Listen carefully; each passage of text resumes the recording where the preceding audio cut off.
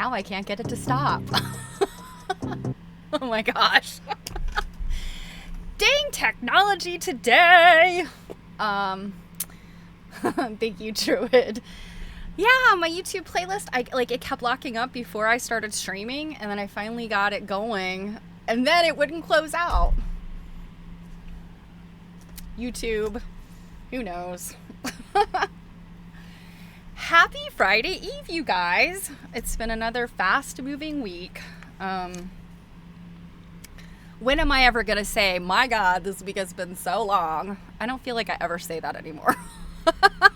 I feel like I always say, this week has been insanely crazy, and it has moved at the speed of light. Yeah. Silly glitches, right, Druid? Yeah. I don't know. What would we do if we didn't have technology glitches to contend with? I would be bored, I guess. So, let's see. I've got a lot of tabs open. So, this week, after we looked at Mildred Johnstone's work on Monday... Oh, thank you, Druid. It's actually a bandana. I love a bandana. So after we looked at Mildred Johnstone's tapestries on Monday, I thought, I have lots and lots and lots and tons of material on female fiber artists. And, you know, we look at them every now and then, but why not do a deep dive into some of them? And I had pulled out this book, which is called Women's Work. There are so many books called Women's Work. Somebody said to me the other day, it could have been on a stream with Jill, or it might have been she and I were having a conversation with somebody. And it helps with headphone sweat. Yes. I actually sometimes pull it down over my ears and get that ear sweat in there. Also, my bangs are out of control. So that's why also I've taken to headbands for this part of the summer. But anyway, we were talking about, you know, books, and somebody mentioned Women's Work, and I'm like, oh yeah, that's been on my like reading list. And I'm like, wait a minute, I'm almost done reading that book, I think. No, wait a minute, I don't think I've ever read that book. So both cases are true. I have this book that I've only flipped through. I've never actually read. And it's all biographies. So you can see it's like, you know, just biographies of women's, you know, the women. But I also have the book Women's Work, The First 20,000 Years, which I'm actually almost done with, and I need to finish reading. Anyway, there must be a dozen, you know, it's like that cliched phrase, not your grandmother's quilting. I feel like women's work is just like another shorthand for, you know, all the challenges that women who do domestic type of craft in their artwork get this women's work title, you know. And it's like, it still is pigeonholing us, I think. How about just forget women's work, and how about just call me an artist who works in textiles or fiber? How about that? Because you don't see men who like carpenters and woodworkers and you know, sculptors and painters. You don't hear them being, you know, talk about men's work. You know, men who are sculptors who weld or do like, you know, that hardcore kind of work. You don't call that men's work. So stop with this women's work thing. Anyway, I will step off of my my soapbox there. So I pulled that book out, and then I was reading.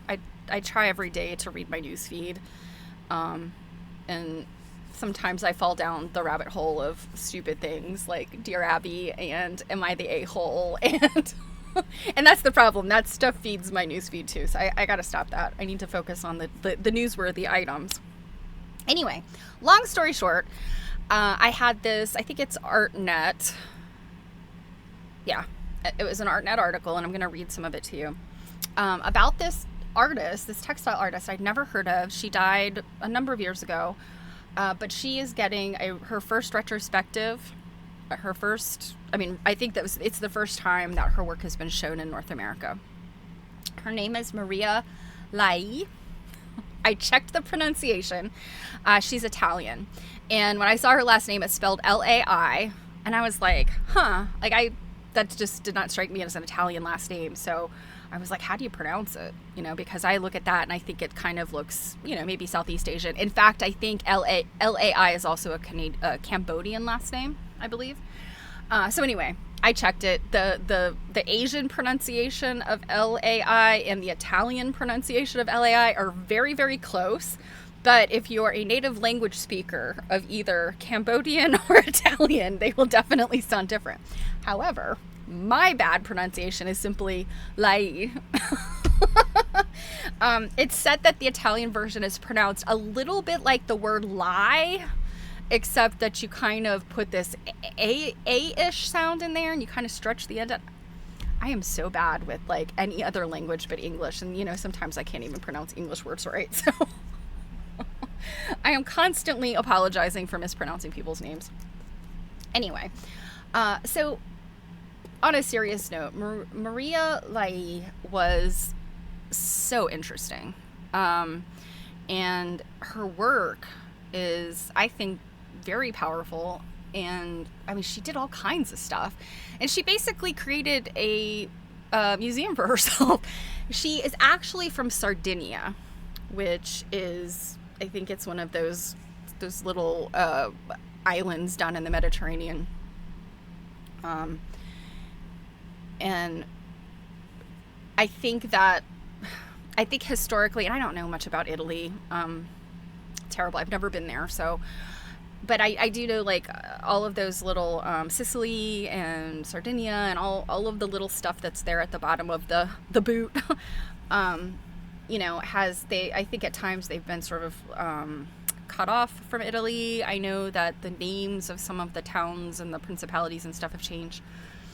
Anyway, she created her own art museum in her hometown on Sardinia, and she's very well known there. And the museum isn't just her work, but it houses, I think, 140 pieces of her work.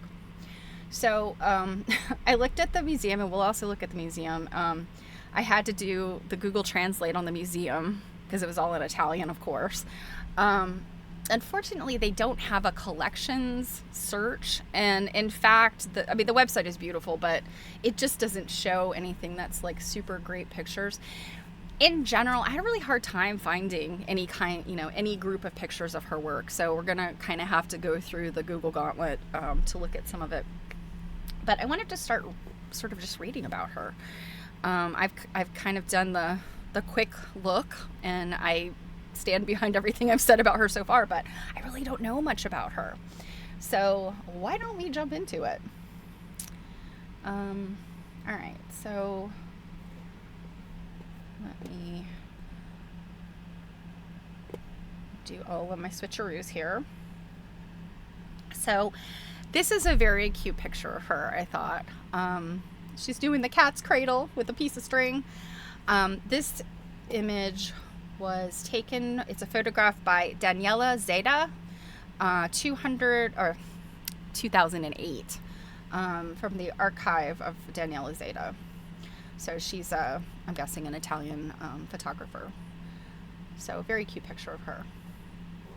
So let's first read from the article that you're actually looking at here that this picture is a part of. Let me find it here. So this is an article from just this week, I think Monday, by ArtNet writer Sarah Casconi. And this is what she says. Maria Lai, 1919 to 2013, once said, "I wasn't born in Sardinia, I am Sardinia." She has a good sense of herself, I think. So this declaration captures the essence of an artist who fused the ancient traditions of her native island with radical experimentation. During the 20th century, Lai developed a singular visual language that combined abstraction, art povera, which I think is art of the people, and craft. Though celebrated in Italy as a key figure of 20th century art, her name remained relatively unknown abroad during her lifetime. Now, more than a decade after her death, she is finally receiving her first North American museum show at Magazzino Italian Art in Cold Spring, New York. So, I mean, this isn't even like a major, one of the major museums like the Met or one of the, modern art museums. So, not to say that there's anything lesser about the Magazzino Italian Art, but just that it's a smaller, lesser known museum. Sarah goes on to say, the retrospective offers a sweeping reappraisal of a singular artist who wove together abstraction, art povera, and craft into something wholly her own. Curated by artistic director Paola Mura. The show is the brainchild of Magazzino founders Nancy Olnick and Giorgio Spanu, who have known and collected Lai's work for over 3 decades. The nearly 100 works are drawn from their personal holdings, as well as the Artists Foundation and the collections of various Italian museums. Now, she has work like all over Italy, and I want to say she was part of the Biennial too. So, which is, we've looked at that before, very important art market, art showing situation. It was through a chance encounter that I met Maria Lai's niece, Maria Sofia Pisu, president of the Maria Lai Archive, which began my investigation and education into her work, Olnick told me. So this is, again, Sarah talking. She interviewed Nancy Olnick. Adding from the outset that she was captivated by its uniqueness, complexity, and variety. That's the other thing that's really interesting is she did... she did this textile art, but she did a whole bunch of other stuff too. And it's just such a wide variety of kind of mixed media. So skipping forward a little bit, who was she? Yes, Drew, poor art. Yes. So, but I think like ultimately like that poor art, I think the idea behind it is that it's like art of the people.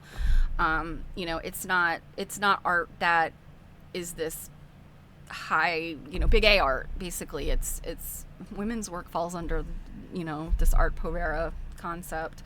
I don't know a lot about that title of the povera art, but I've heard it before, and from what I remember, that's kind of the translation is poor art, but the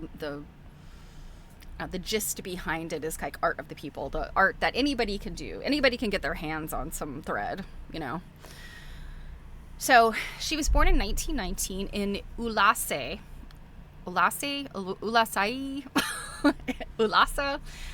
It's spelled Ullassai, a remote village in the mountainous interior of Sardinia. And, you think about these little like mountainous islands, and you're kind of in the Mediterranean, you're kind of in the territory of Greece and Italy. And so I always think of, and this is terrible, but, from a pop culture reference, I always think of the movie Mamma Mia. And you see the pictures of, these beautiful mountainous, it's just Mediterranean. And that's what I picture Sardinia as kind of being like. Maria Lai was an anomaly for a woman at that time and place, as she rejected the expected role of wife and homemaker, Olnick said. She expressed that she would always be grateful to her father for letting her go to study in Rome to pursue her art and live as an independent woman. So she did. She went to the 1940s, which is the next paragraph actually. She studied at an Academy of Art in Venice. So in the 1940s, she studied in Rome under sculptor Renato Marino Mazzacurati and at the Accademia di Belle Arti in Venice. So the Academy of Art in Venice, where she was the only woman in her class, and that should come as absolutely no surprise. Italy being kind of, Italy and Spain both are very paternalistic societies even today. And so, even in the 40s, when you can be surprised about women being included in the U.S. is even more so in places like this. So Druid has some intel for us. So let me... Where did my mouse go? Okay. Let's see. She says... arte povera, meaning poor art in Italian, was an avant-garde art movement that emerged in Italy during the late 60s and 70s. It was characterized by the use of unconventional, almost poor, or everyday materials like soil, rags, twigs, and other found objects to challenge traditional notions of art and its commercialization. Yep. Okay.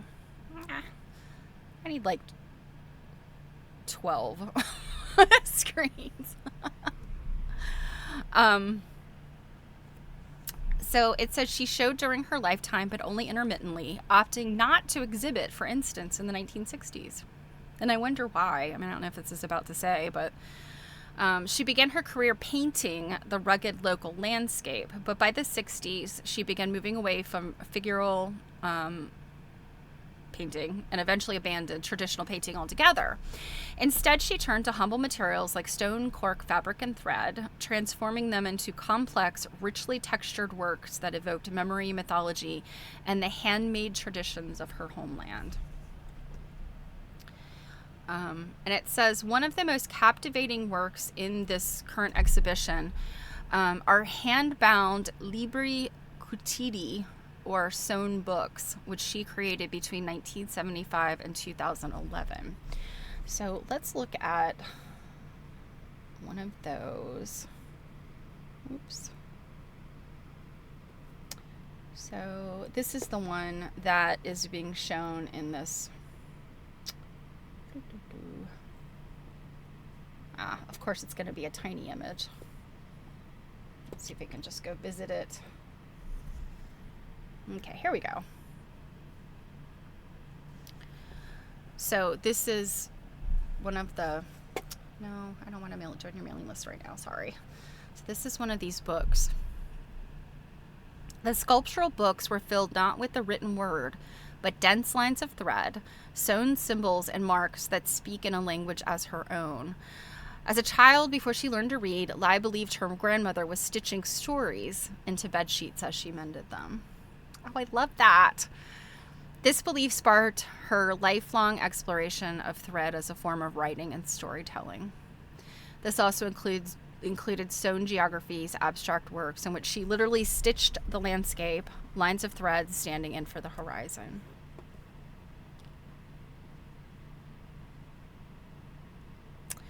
So skipping forward a little bit, the local craft of hand weaving, a traditional form of women's work, was a touchstone for Lai, who drew on millennia of craft history. In the early 1970s, she began making what she dubbed sewn canvases and three-dimensional tela works, which is the Italian word for loom. The loom is the oldest tool tied to patience, yeah, and the ability to weave and hold things together. It is not just a work tool, it is a tool for relationships, she said, as quoted in an exhibition gallery text. Behind me, I have thousands of years of silences, of attempts at poetry, of loom threads. So let's look at something from, and so that article is by Sarah Casconi. And I'm going to read some stuff from Wikipedia to you as well, because it's actually pretty interesting. So this other article is from Art Forum. Oh, and you know what? Sorry. Let me give you guys the link in case you want to look at this.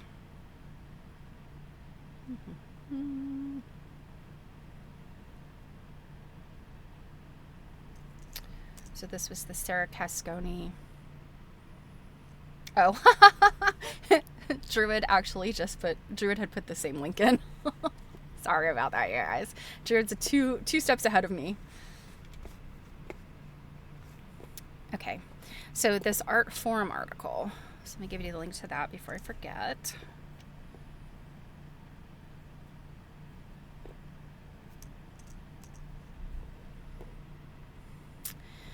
And I don't have a date on this art forum article. Let's see. Yeah, I don't see a date on this one. This is an article by Alessandra Piacelli.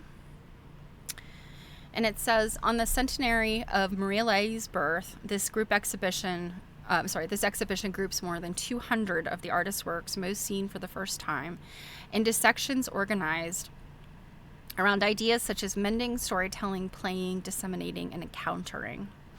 So this was at the Museo Nacional della Arte. I can't remember what this means. It's an art. It's like the National Art Museum of Italy is where this exhibit was, and it sounds like this was in 2023 because it was on the 100 years. No, 2019. I'm sorry, that would have been 100 years of her birthday. So most seen for the first time into sections organized around ideas such as mending, storytelling, playing, disseminating, and encountering. Often considered isolated, though by no means an unknown artist, Lei received a surge of international attention in 2017, 5 years after her death, when her work was included in both the Venice Biennale and Documenta, curated by Bartolomeo Pietro Marchi and Luigi Lonardelli, in collaboration with the Maria Lei Archive and the Foundation. So the Foundation of the Stazione dell'Arte in Ulisse, which is her museum. This artist's hometown in Sardinia. The retrospective focused on Lei's experimental period from the 1960s on. So this is interesting. Like, she's this kind of important character in the, mid-century, and then she becomes experimental during this period of time when lots of artists were experimental. So this is a woman who is keeping right up with what is happening in the art world, but she's relatively unknown outside of Italy. So let's see. The near complete absence of her drawings and paintings from the 1940s and 1950s might lead viewers to make a clear distinction between the artist's more modernist period and her shift to textiles in the mid-60s, with the first works from the series, Looms, 1965 to 2010.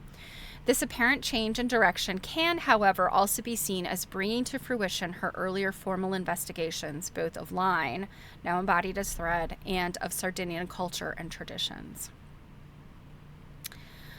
So that it says in the 60s, she rediscovered the materials related to the popular culture of Sardinia, especially the craft traditions. Bread and thread. I thought that was kind of cool. And that she did something with bread. I'll tell you about that in a minute. So several examples of her sewn books were shown at this exhibit alongside small works in terracotta, sand, bread, velvet, and other materials. So I love this fact that she's grabbing all kinds of different materials to make what she makes. So the celestial ribbon is an interesting concept, and let me show you a picture. So this is a picture that says it's Maria Lei. Oh, such tiny print. Lagarsi alla Montagna, intervention on a photograph by Piero Borengo Gardine, 1981-1982. So I'm not sure who this is a picture of. I don't know if it's her, but you can see it's like a hand-colored photograph. And it's this blue ribbon thing. So what's the deal with this? Well, let me read about that from Wikipedia. So in 1981, so that coincides with the dates that are here. So I think that this photograph was taken and then it's, it's been hand-colored. So in 1981, she created the event Legarsi alla Montagna, Bound to the Mountain, in Ulisse over 3 days. So this is not this is an art, like what do you call it? The artist Christophe does this. It's like geographic art. It's art that is used out in the wild. So she did this. So she created this event, Bound to the Mountain, over 3 days. Blue ribbons totaling 27 kilometers or 17 miles linked the houses in the village to each other and to the summit of Mount Gudili, which overlooks the village. Residents connected their houses to their neighbors, sometimes with a bow or a loaf of bread to signify a particular friendship, or tied taut to represent tensions between households. The project was recorded in a documentary named Maria Lai Legari e Collegari, Tie and Connect. The use of blue ribbon alludes to a local tale of a child whose life was saved when she ran out of a cave to catch a floating blue ribbon just before the cave collapsed in a landslide. This was followed by various other installations in different towns and a series of artworks in Ulisse, which remain and form an open-air art exhibition throughout the town. So I thought that was kind of neat. Taking this folk story and then making it into this like town-wide installation over the period of 3 days. And, you think about, while it may not have like the global impact of some of the things that we've seen in the States, but like the peace ribbon we just talked about the other day, which encircled the Pentagon and then like wound its way all around DC and all the way back to the Pentagon. That's that kind of art, it's pieces of art that are taking over a space just for a temporary period of time. So, and textiles do that really well. The artist Christophe, he covered like whole mountains and crap in nylon and pieces of giant, enormously huge pieces of fabric. So yeah. Let's see what else. Okay, so some of the places where she has been shown. She's exhibited in group exhibitions from 1943 onwards and in solo and two-person shows from 53 onwards. In many venues in Italy, but also in Stockholm in 58, Sydney, Australia in 83, 3 university libraries in Germany in 89, and at the Vatican in 2022. Her work is held in 14 public collections in Italy and the Centre Pompidou in Paris. 1 year after her death, an exhibition of her work called Maria Lai, Ricuccieri il Mondo, Sewing the World, was held in 3 Sardinian venues.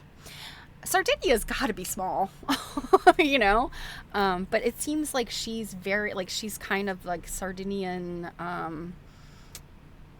like the city daughter kind of sort of. I can't think of the right sort of terminology for it, but yeah, she's obviously well known there. So she also has, so there's an exhibition called Tenendo per mano il sole, holding the sun by the hand. And she also, so this is around 1984. She also had Holding Shadow by the Hand, which was another exhibition later on. So she's working with all kinds of different concepts, and I just, I think it's really fascinating. So let's look at a little bit more here. So first of all, oh crud, I just closed. I think I just closed my. Good job, Stephanie. So let's look at some of these. Actually, let's look at this first. So this is her Journey to America is the current exhibition that's going on. It's actually only through next week, so I'm wondering if it was a short exhibition, or I don't know where it says it started. This was written in December, so this might have been up for quite some time.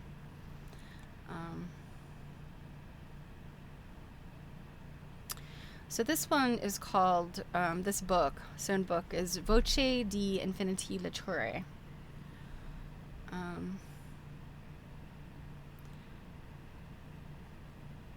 So this,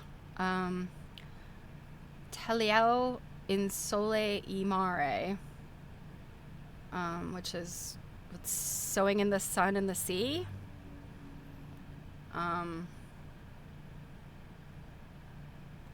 My Italian is very suspect. Never believe anything I tell you about Italian or French, because I just make it up as I go.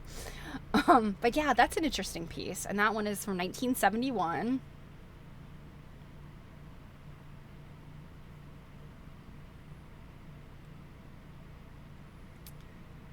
And gosh, look at all of this. I mean, this looks like mid-century sculpture. You know, she's definitely got this very wide variety. To me, she clearly experimented a lot. She kind of just dabbled in what she wanted to. And I mean, I think this stuff does not, I mean, it doesn't, you know, not all of it necessarily floats my boat, but it looks exactly like the kind of stuff you saw of mid-century. So, you know, all of these dude sculptors, I mean, if you go to the Hirshhorn in DC, they have quite a bit of modern, like mid-century modern sculptures. And you know, you walk your way up the spiral, because it's a lot like the Guggenheim. It's got that spiral situation going on between the floors, and it is littered with sculptures like this. So it kind of boggles I mean, it doesn't boggle my mind really, because we know how the world is with female artists, but particularly at the time that Maria was making artwork. So it's no surprise that, you know, these pieces were never seen outside of Italy in the time. So this is installation view of Sensibility Conversation. Oh, wait a minute. Oh my God. I feel like an idiot. These are not her. Okay, so we've been talking about some other artists altogether. I'm an idiot, you guys. This is not Maria. This is Margaret Griffith, Joshua Vogel. Okay. Why didn't you guys tell me? But these are some interesting pieces too. Let's see. This is Kat Howard, Sue Kirk. Look at that. They're like nests. I like that. Okay. Boo-hiss, Stephanie. You made a big mistake. Okay. Well, let's go back to works that we know of Maria. So this is one of the sunshine, holding the sunshine pieces. So this actually looks like sort of geography here. It says she stitched geography. I'm going to find some more of her sculpture, because she did do stuff in terracotta. That's why I was thinking that other stuff was her. Oh, this is interesting. Let's read some of this. So this is threadwritten.com. And from what I know, this is a woman, this is a blog. This is a woman that I think she's a textile artist. So this says, while researching last week, I came across the work of an Italian artist. This is interesting. The influences of the art informel, translation, art without form. I didn't know about this. A movement in the mid-20th century in Europe that championed process, while Pollock and de Kooning were painting in the U.S. So, you know, Pollock especially was all about process, because, you know, nobody's been able to recreate those dribbles that, you know, Pollock did. His process was very specific to him. De Kooning was in, like, from what I've read about him, he was very precious about his work, and he was very, you know, I don't know what it was, if it was about process that was so important to him, or simply his output, but de Kooning was a real piece of work. But this is interesting. I'd heard of art povera, but not art informel.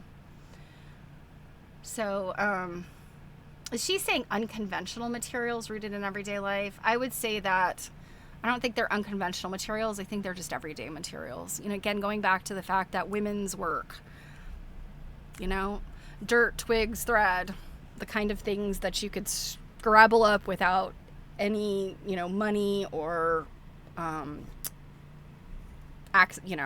any access to things.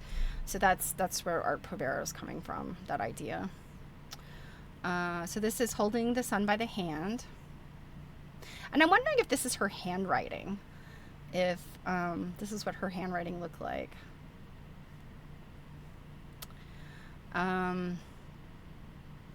Okay, so she made a monument in 1980. Refusing to make a permanent sculpture, she returned to create Connecting with the Mountain. Okay, this is interesting. The work was inspired by the myth, The Cave of the Ancients.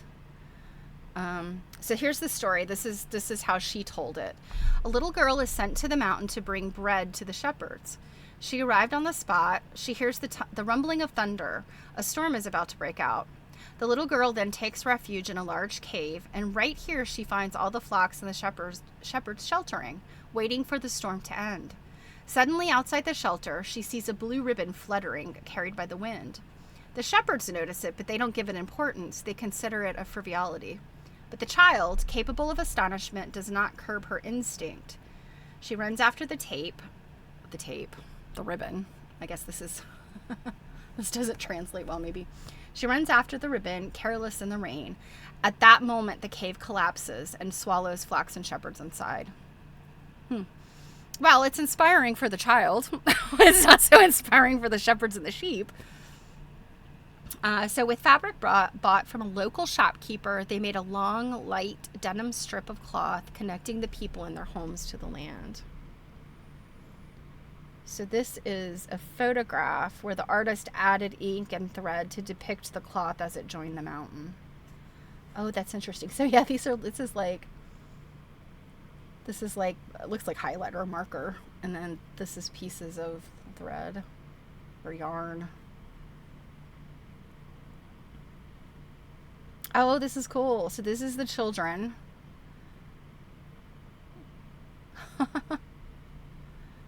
And here we have these elderly women. Okay, here's some of the bread. Sardinian decorative bread. Sardinian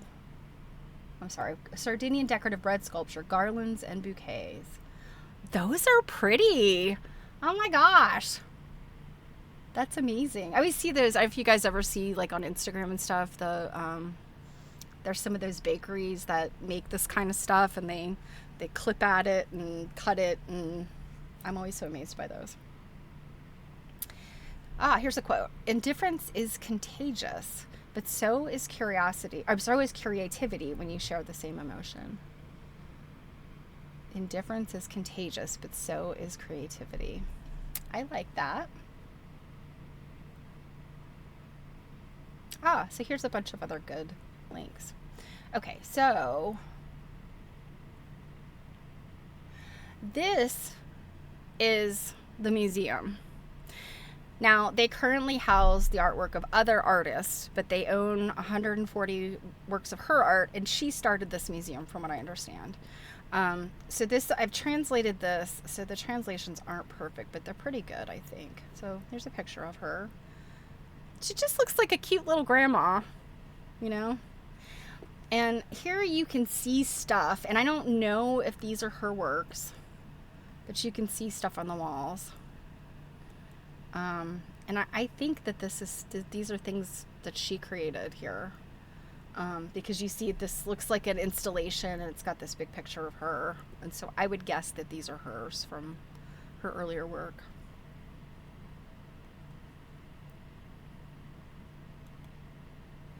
Now, I think this stuff here may not be her.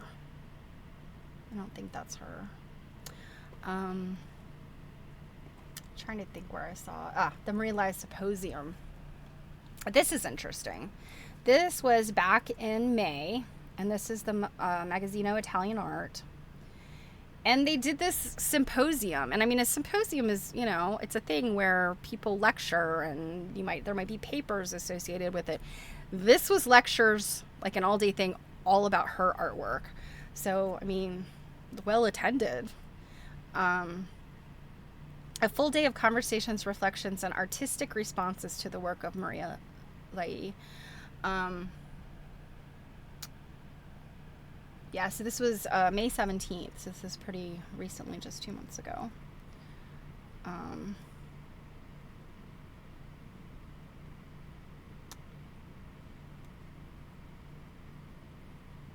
it's actually $30, or I'll see if you were a member. What was it? $30? What was it?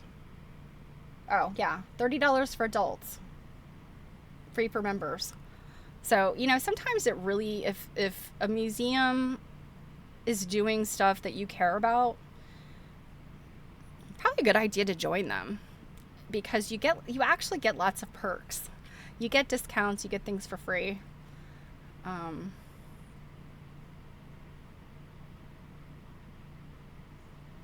so you can see here, I was showing more of this just because you can see some of this work. I saw a picture of this piece, and out of context, to me, it looked like a lampshade. But it is actually very big. And you can see the words here in the threads. And it's got some kind of like structure that holds it. So that was kind of interesting. You could see all these people looking at all the stuff. It looks like there's a timeline of her work.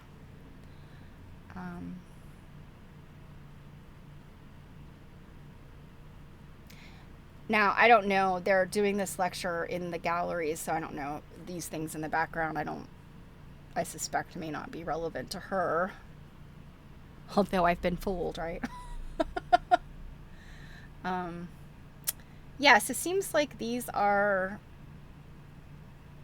these are experts in Italian art and her particular. So, let's see. What else do we want to look at?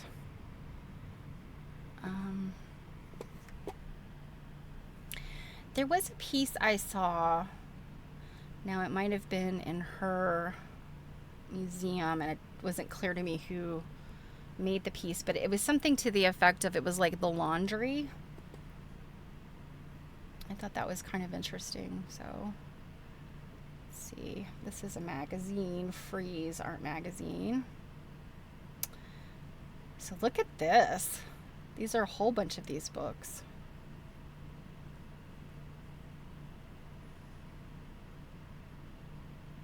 Oh, this is cute. So this says, when the late Maria Lai was 3 in 1922, long before she could read, she observed her grandmother mending bed sheets. She recalled, I told her, those bed sheets have writing on them, and she replied, read them. So I would invent stories suggested to me by the movement of the tangled threads. In her long overdue retrospective, threads are everywhere, telling stories, weaving abstract poetry into textile books, canvases, paper, and dresses. Dresses.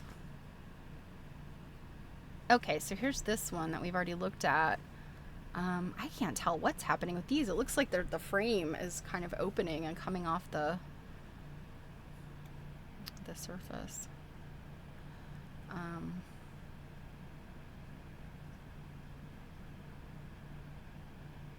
What are these? So this is part of the installation of Holding Hands with the Sun. So these look like... Oh, these are playing cards. Well, that's interesting.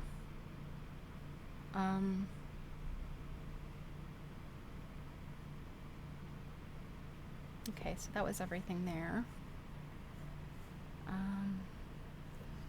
Here's one.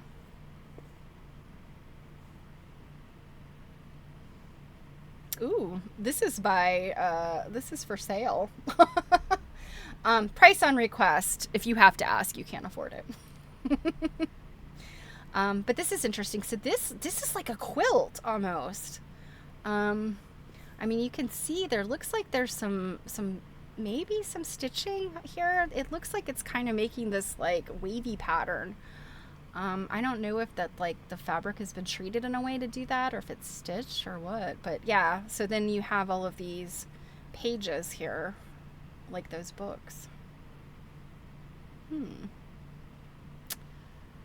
It just says thread on fabric. Hmm.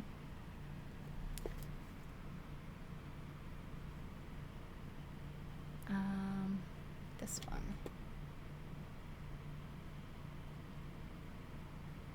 Oh, it's got a bunch of other stuff. Okay, this is her. Oh, okay, this one is interesting. I mean, this is like a quilt. I can't tell. It does look like it's layered, though. It looks like it does not look like just a single sheet of fabric. It looks like it's layered. You see this bottom edge? Seems to say there's multiple layers there, but look at this. This is almost like a cartographic kind of thing. Got the earth there. This looks like that kind of like map maker's geometry kind of thing. Oh, here's a close-up of it. Oh, and here's this one. So let's look at this close-up here.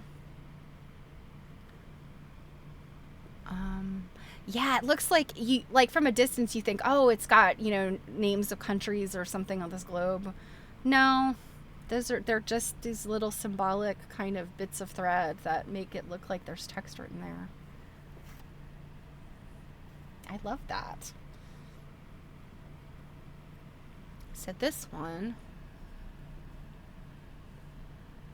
oh, that looks like some type of metallic piece of material of some kind. Yeah, I mean, they're not saying any of this is quilt oriented, but again, I'm really questioning, is that edge just turned under or is it possibly quilty? The top edge looks like it's not, so I don't know. I would love to go see this, but it's only in New York for another, 10 days?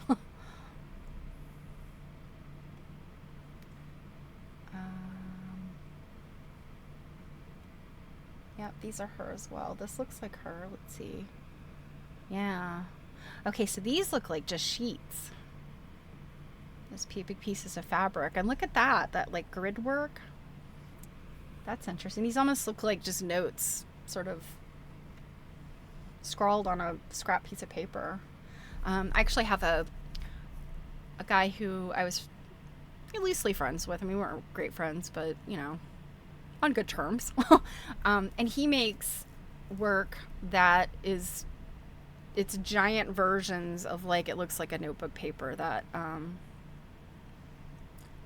high school student, did some drawings or had to do some writing on.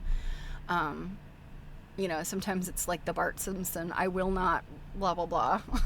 But sometimes it's, current political commentary and stuff, but it's from his younger self, I guess. And that's what these remind me of, is his work. Or his work reminds me of hers. She came before him. Okay, look at these. These are like little bundles.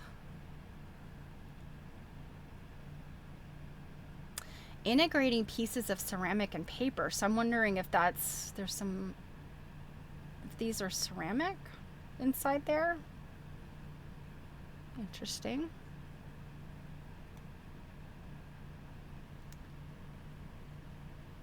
Some of these books evoke in their textures the raw Sardinian landscape. Others feature cryptic messages such as the poet's work in the dark. So some of them do have words, actual words. Among the most powerful pieces there are the bedsheet and the altar cloth, as they contain a deep sense of mystery and magic, almost a sacred ritual.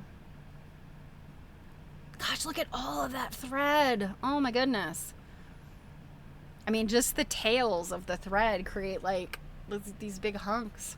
I'm wondering if she added to that or if that's literally all of the trailing threads.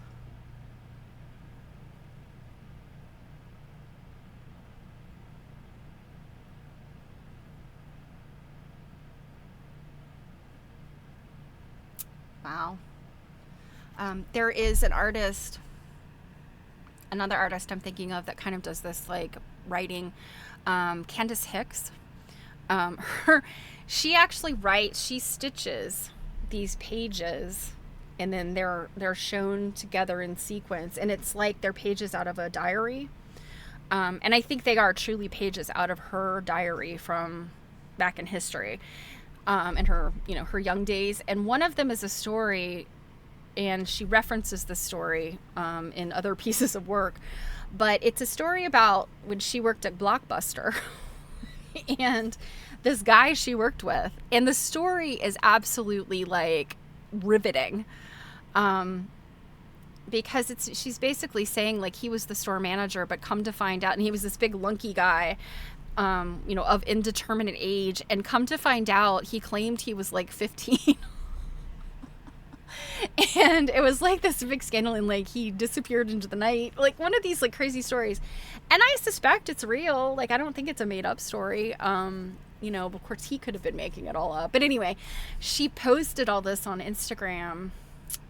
I don't know, it's been within the past year that I looked at it, and then she's got a newer one that she's been posting, and it's fascinating. So, actually, let's look her up real quick, because I think her work is so...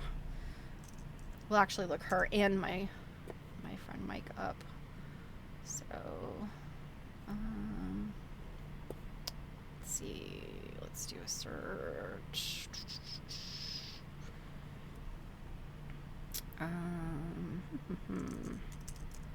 Candace Hicks first. Let's see, because she a lady. I don't know. See. Oh, well, look at this. American Quilt Study Group. Eleanor Kagan, fellowship winner. Congratulations, Eleanor. I'll just leave that up for a second. Let me find out where Candace Hicks' Instagram, because I guess it's not Candace Hicks. Maybe I have her name wrong. Oh gosh.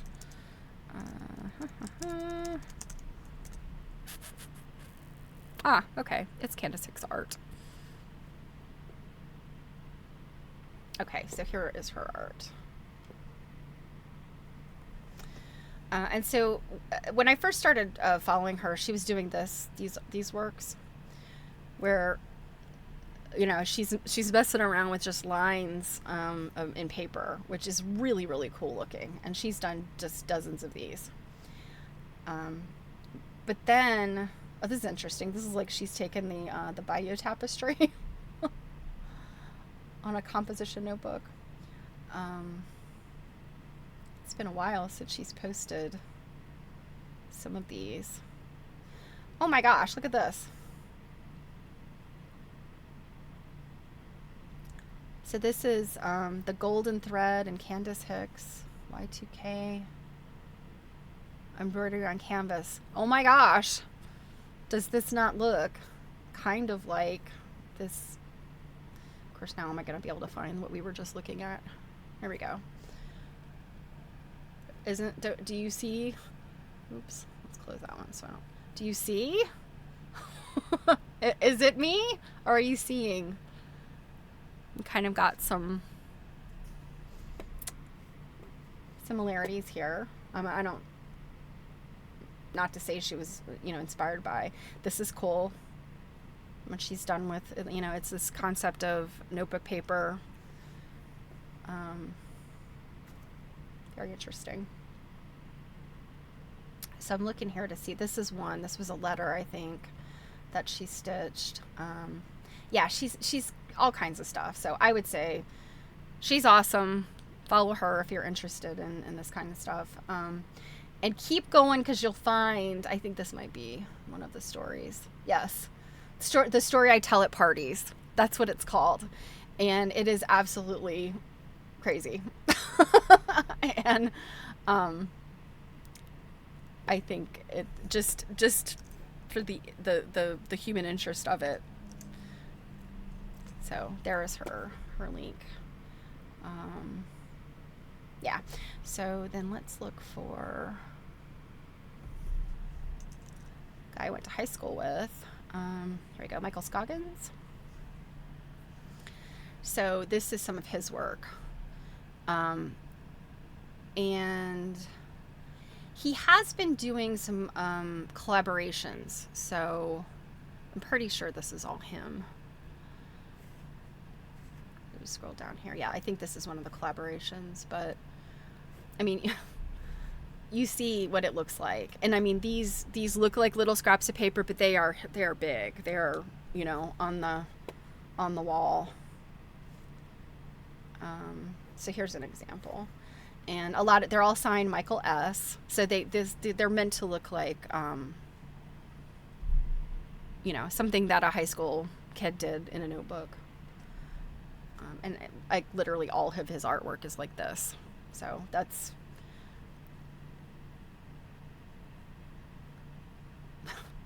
he makes liberal use of the F word. But again, you see this. I mean, look at that. Like it turns into, you know, if you know, move back far enough away from it so you can't see that it's the F word. Again, look, you know, it's got these same qualities. Yeah, I love to look like that. This is kind of one of my pastimes is looking at, you know, looking at contemporary artwork and also seeing how it compares to, obviously Mike is a little done with Trump, I guess. Like, obviously he is not a fan. But yeah, some pretty strong statements. So let me scoot back to me. So yeah, that's Maria Lai and a couple of people that I just, you know, kind of, hey, look, it's my journal. Druid. Yeah, I have to get you in touch with Mike and so you can share your journal with him. Yeah, so a lot of his work over the last few years has been, you know, political and Trumpy, but I'm scrolling here. I'm like, okay, Mike. But there was a lot of stuff before that was, you know, other types of pop culture and sort of societal commentary. But yeah, I have a lot of respect for Mike. I think he's a real stand-up guy, even if you don't love his politics or you know what he is creating there. He's a good guy. So yeah, whole page of the F word. You gotta appreciate it. Yes. That's what I'm saying. Show him your journal, he'll show you his. Okay, guys. So, you know, that was kind of an all over the place, but that's, you know, I often tell people like this, I sort of use this stream as my way of sort of being all over the place and you know, just looking at stuff. But this is research. This is what it looks like, right? Hey, Quiltish. Okay, I'm glad you thought that was interesting. Like, sometimes I feel like I'm just, like, throwing stuff on the screen and it may not be all that interesting. But so, coming up, like I said, be looking at this book, the people in this book a little bit more. This is really actually a very good book. I've had it for a while. The very first, I guess, chapter or vignette, they're kind of like vignettes. Very first vignette is the Women of G's Bend. So, I was kind of, I think when I first saw this book and I looked at it, I was like, oh, I have to get this book. It starts with G's Bend. But it goes into numerous other artists that, you know, have done textile work, as well as artists that are working in other mediums. So, for instance, we got our dear friend Louise Bourgeois. You know, she's an interesting one. She's worked in all kinds of different mediums. And we have Faith Ringgold. She, unfortunately, we just lost her. I think it was last year that Faith Ringgold passed away. And, you know, amazing quilts, amazing pieces. Magdalena Abacanovich, get her name right. Miriam Shapiro. Actually, let's stop in at Miriam Shapiro for a second. You know, she's quilting and textile art. She was instrumental in The Artist and the Quilter, that art show, that art exhibit. Now here's somebody who I think is interesting. I'd never heard of her, and this is not necessarily. She's she makes mosaic or made mosaics. She passed away in 2019. Her work. She's also I want to say she's also a painter, because I don't think all of this. I think these are mixed media pieces. But this is sort of a Bonwit Teller bag over here. And then this piece. So this piece is called Heartache, number 22, 1994. So this is what it looks like. This is giving me Sanford Biggers vibes from a couple of his code switch pieces. But this artist, I'm sorry, her name, I didn't say her name. Her name is Munir Sarudi Farmanian. And she was Persian. She was from Iran. And it looks like her geometric mirror mosaics sat comfortably alongside centuries-old Islamic art forms as they could, with the structured minimalism coming out of New York in the 60s and 70s. So she's really interesting, and I want to say she came to the U.S. right during the Iranian Revolution. So you know, I think I'm always interested in artists, I mean, particularly women, but when they leave their country of origin during some type of upheaval. And in, you know, the Iranian Revolution was basically a Persian diaspora. I've actually know a lot of people. One of my last corporate jobs, my manager was, she was actually maybe like a year or two older than me, but her family had fled Iran, and they had actually gone to France. And so she was a French citizen. And then she came to the U.S., you know, from a corporate perspective. And I don't know how she handled. She had kind of dual citizenship. I don't know how she handled that. But and then a good friend of mine, also her family left. So, you know, there's a lot of interesting stories coming out of that diaspora. And you know, because if you think about, you know, the history of, you know, Persian history is actually very interesting. And you know, you had a country, Iran was, you know, of the 60s and 70s, Iran was very cosmopolitan. And, you know, the revolution is when you bringing in, you know, it's basically Sharia law that, you know, no more alcohol, women have to be covered, etc. And so, you know, and those are just the tiny cultural things that we know about it. So it's, you know, that's another very interesting cultural thing to look at in terms of women that were impacted there, and you know, somebody like that artist. So anyway, long story short, I would like to look at these women in more detail. I certainly want to focus on the textile artists the most, because that's our lane. But yeah, looking at some of these other artists, and I'll just try to do a little bit more deep dive into Maria Lai. I want to find some pictures of the non-textile stuff, or the things that, you know, because it's talking about terracotta. Like all of these articles have mentioned terracotta and sculpture and thing. That's why I got confused looking at that one page. But I'm not seeing in these, you know, Google images, everything is the thread works. So we'll have to find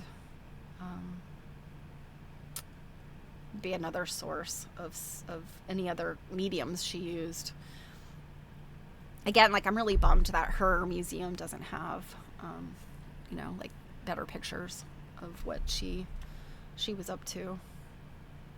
Oh, one moment. This is cute. This is a picture of her when she's young. Where is it? Where'd it go? Where'd it go? Oh, no, my bad. That's not a picture of her. That was somebody else. The internet is so tricky. All right. Why don't we move on to reading?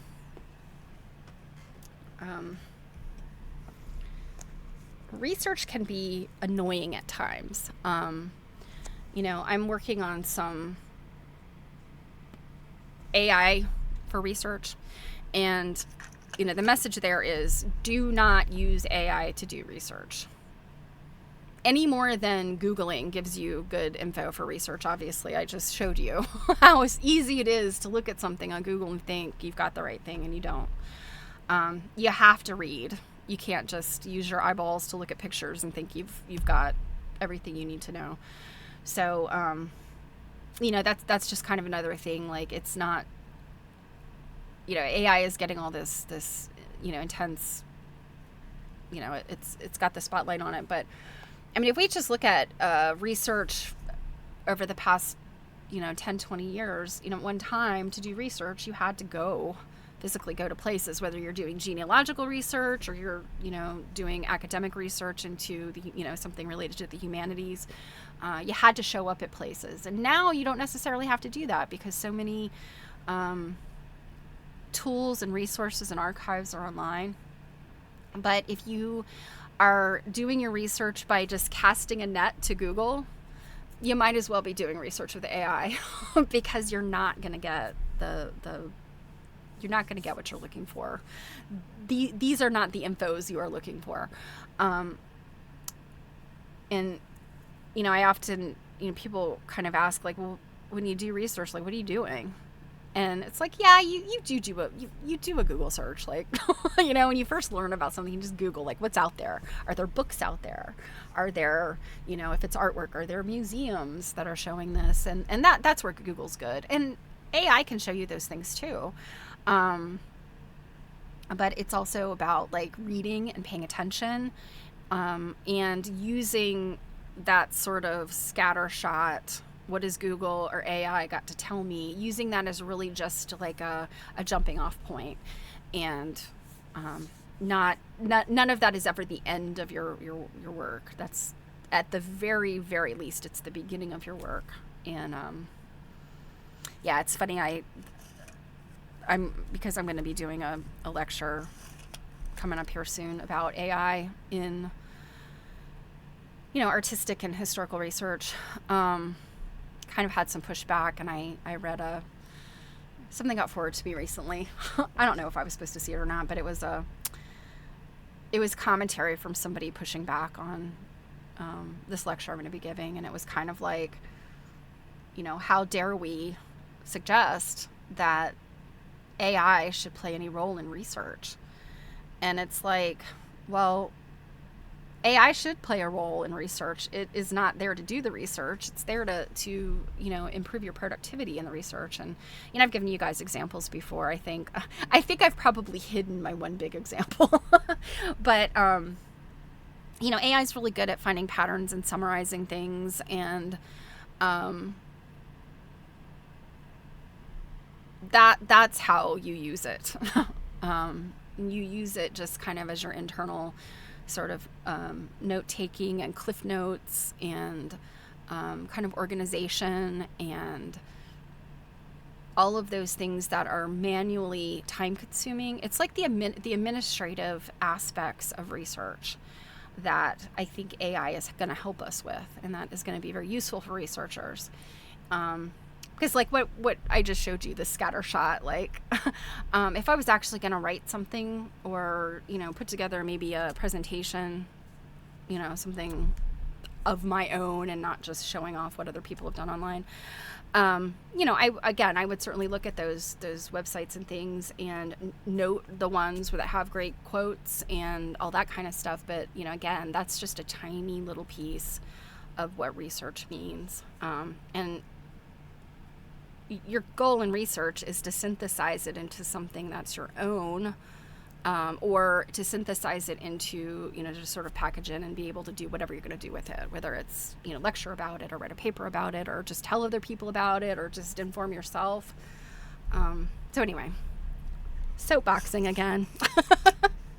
All right, guys, let us jump into the secret of the Crazy Quilt. And we are at a chapter where we're going to find out about the Crazy Quilt. Maybe. I think we're going to find the Crazy Quilt. Okay, so I'm going to give you something to look at while I read. So I found the picture that's up next, and of course, remember, they think they have located where the Crazy Quilt is. I think it's in the cupola. So we have now reached Edith's narrative. We were last at Jerusha's narrative about, talking with Braun and remembering last time her grandmother, when her grandmother showed her the Crazy Quilt. So, also, as a reminder, what we are reading is The Secret of the Crazy Quilt by Florence Hightower. It was written in 1972. It is a young adult book. But I think we all have agreed at this point that it's been a really interesting book. It's very well written. It's definitely set up this tension where, I don't know about you guys, but I'm kind of been on the edge of my seat. Like, what is the secret? So, without further ado, Edith's narrative, The Crazy Quilt. I had just got home with my books and was sitting on the side porch for a minute before going inside to look in on Father in his study, feed Sunbeam, and start supper. Braun and the children hit me like a cyclone. First, they were too breathless to say anything. Then they all shouted at once. It was some time before I could make head or tail of what they were trying to tell me. Then I thought it very strange that Mother had shown an unusual quilt to Jerusha when she had never so much as mentioned it to me. I made Jerusha repeat the story to me as quietly as she could. Not that I questioned the child's truthfulness, though excited and woefully inarticulate. A year of Latin with me, I thought, would improve her diction. Jerusha was not making anything up. Freddie kept interrupting her and begging me to get up and look. He and Braun tried to haul me out of my chair.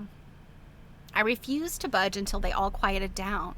The last thing we wanted was to alarm Father so that he came out of his study. I begged them to step lightly and led them upstairs to the central hall.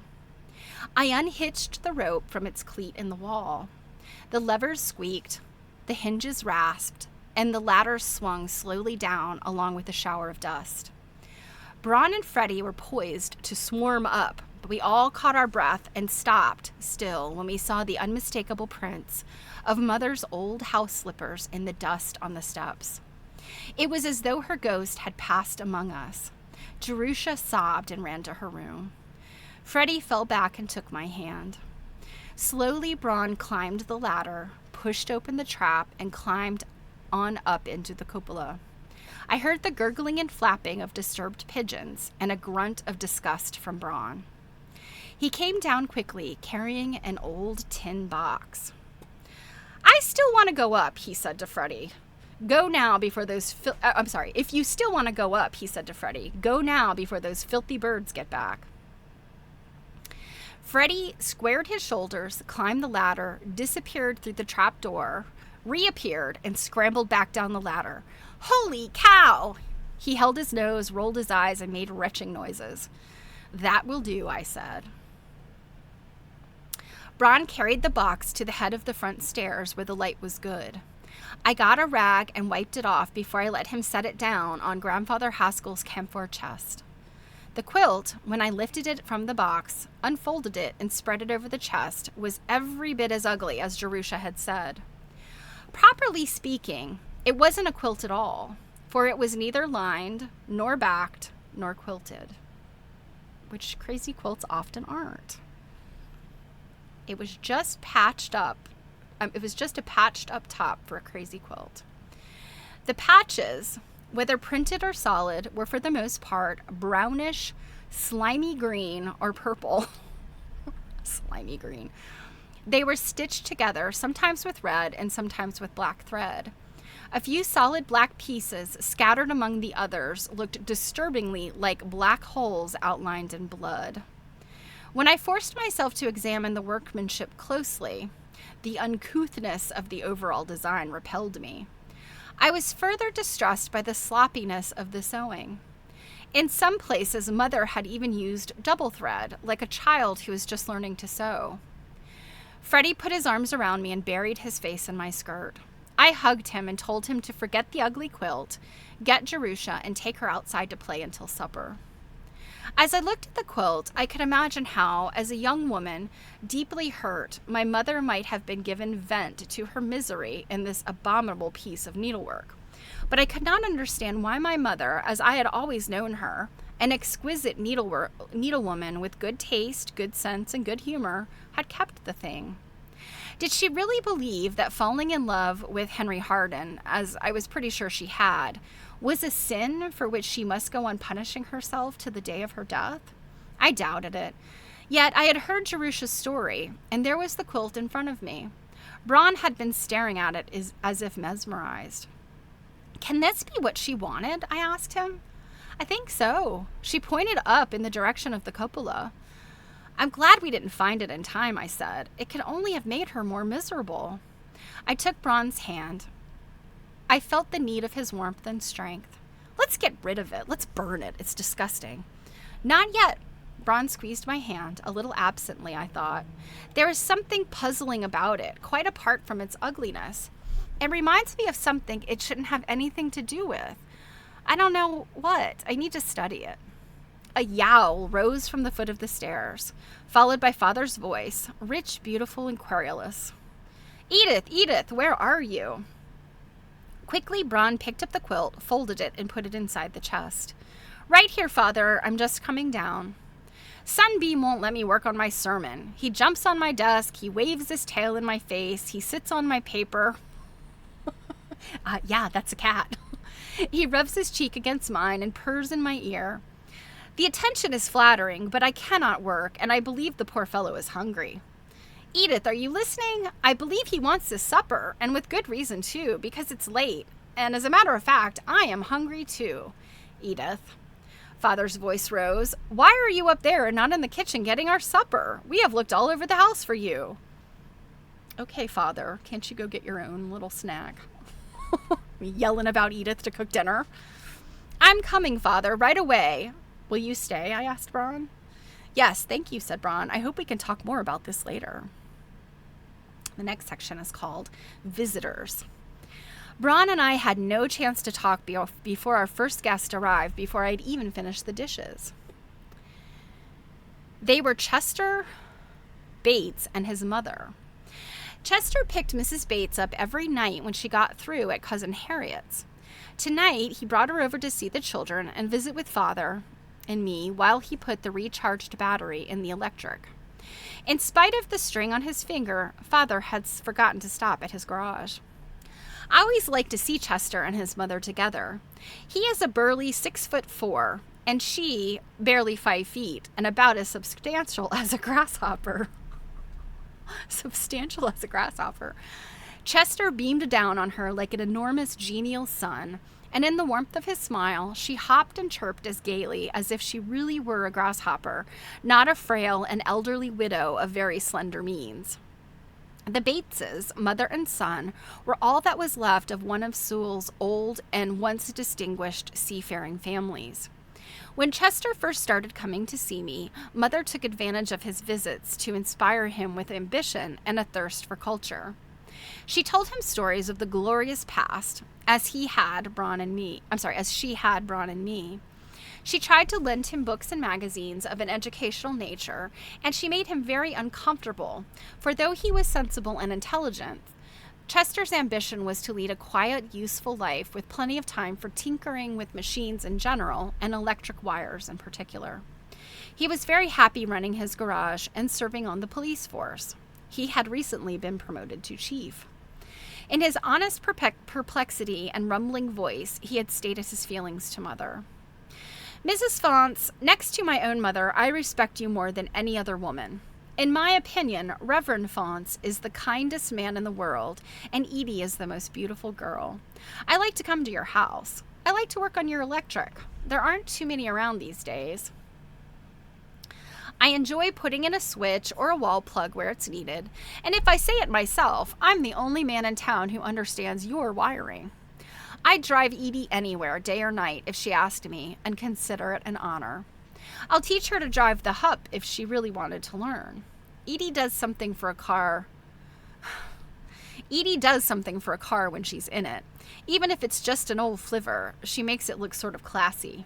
But please, Mrs. Faunce, if you want to do me a good turn and don't mind my coming up here, please stop lending me history books. I can't get through them. I've tried. They just make me feel sort of guilty.